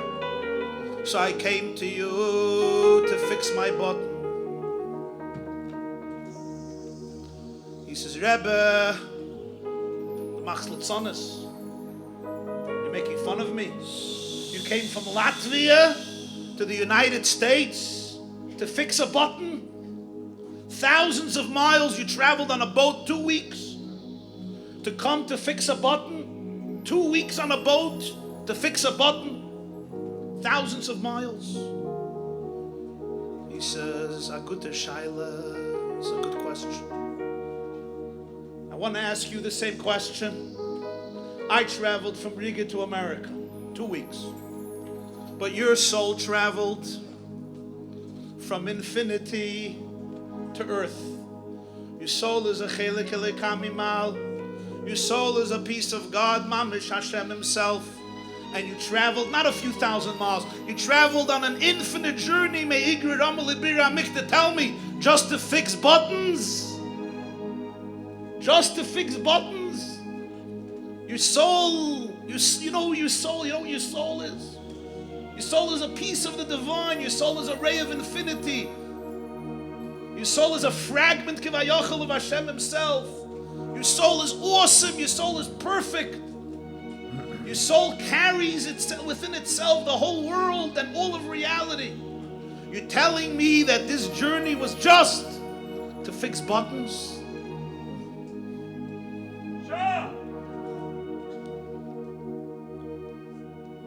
When a person realizes this, then we realize the greatest mistake is to be able to put yourself down, to belittle what is at stake in your life, how much power, how much potential. May each of us have the courage, Malchus Shal, not to daven like a beggar, but to daven like a king, because that's who you are. May the Rebbeinu Shalom bestow upon each and every one of you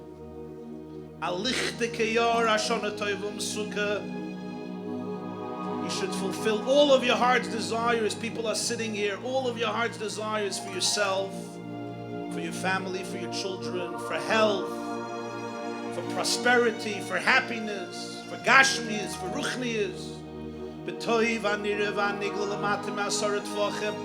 Everyone in your personal lives, everything you need, b'toich Klal Yisrael, should be a year of true oire v'simcha v'sasim v'ikar lanu l'chol beis Yisrael and hikir ashnas geula ashnas Yeshua b'meira b'yameinu amen l'chayim. Tayre Yidin, we're going to go now for slichas b'mitzoy menucha kidam nucha tchila l'shmoya el harina schon gehört. Now we'll go to El Harina Ve'el Tefillah. Based on the request of many, Rabbi Yoeli is going to lead a slichas here in this room. Ki Yad Hashem HaToiva Alav in this room, right? There's also going to be another minyan of slichas in that room. It's a separate room, a separate zal, another minyan of slichas. In the regular traditional way here, it's going to be with the Lishmoya El Harina together with the Tefillah. Huh? That's where I was in the year. Whoever wants, this is Hine Matoivu Manoyim Sheves Achem Gam Yochad. Can enjoy this slichas, enjoy that slichas, and oizbeten alle gute Sachen. A gute Wort.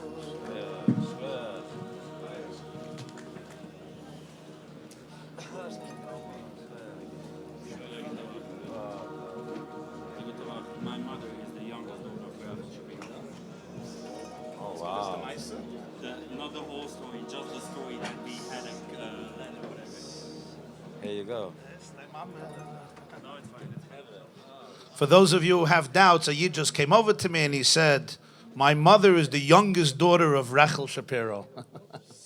Und gib a cook of a tire younger man, huh? The Rebbe get gedavent. The Rebbe get gedavent for the... Oh, okay.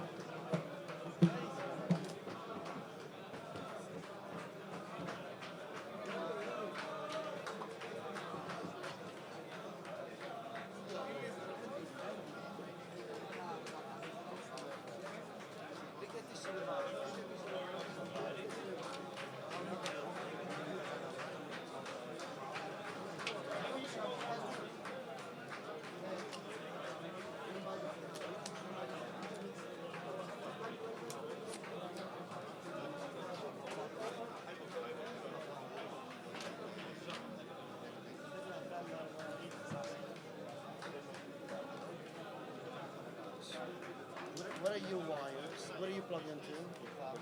What are you plugged into? I have no idea. The yellow U is the yellow U or I no? didn't prepare the wires. Is the yellow U or no?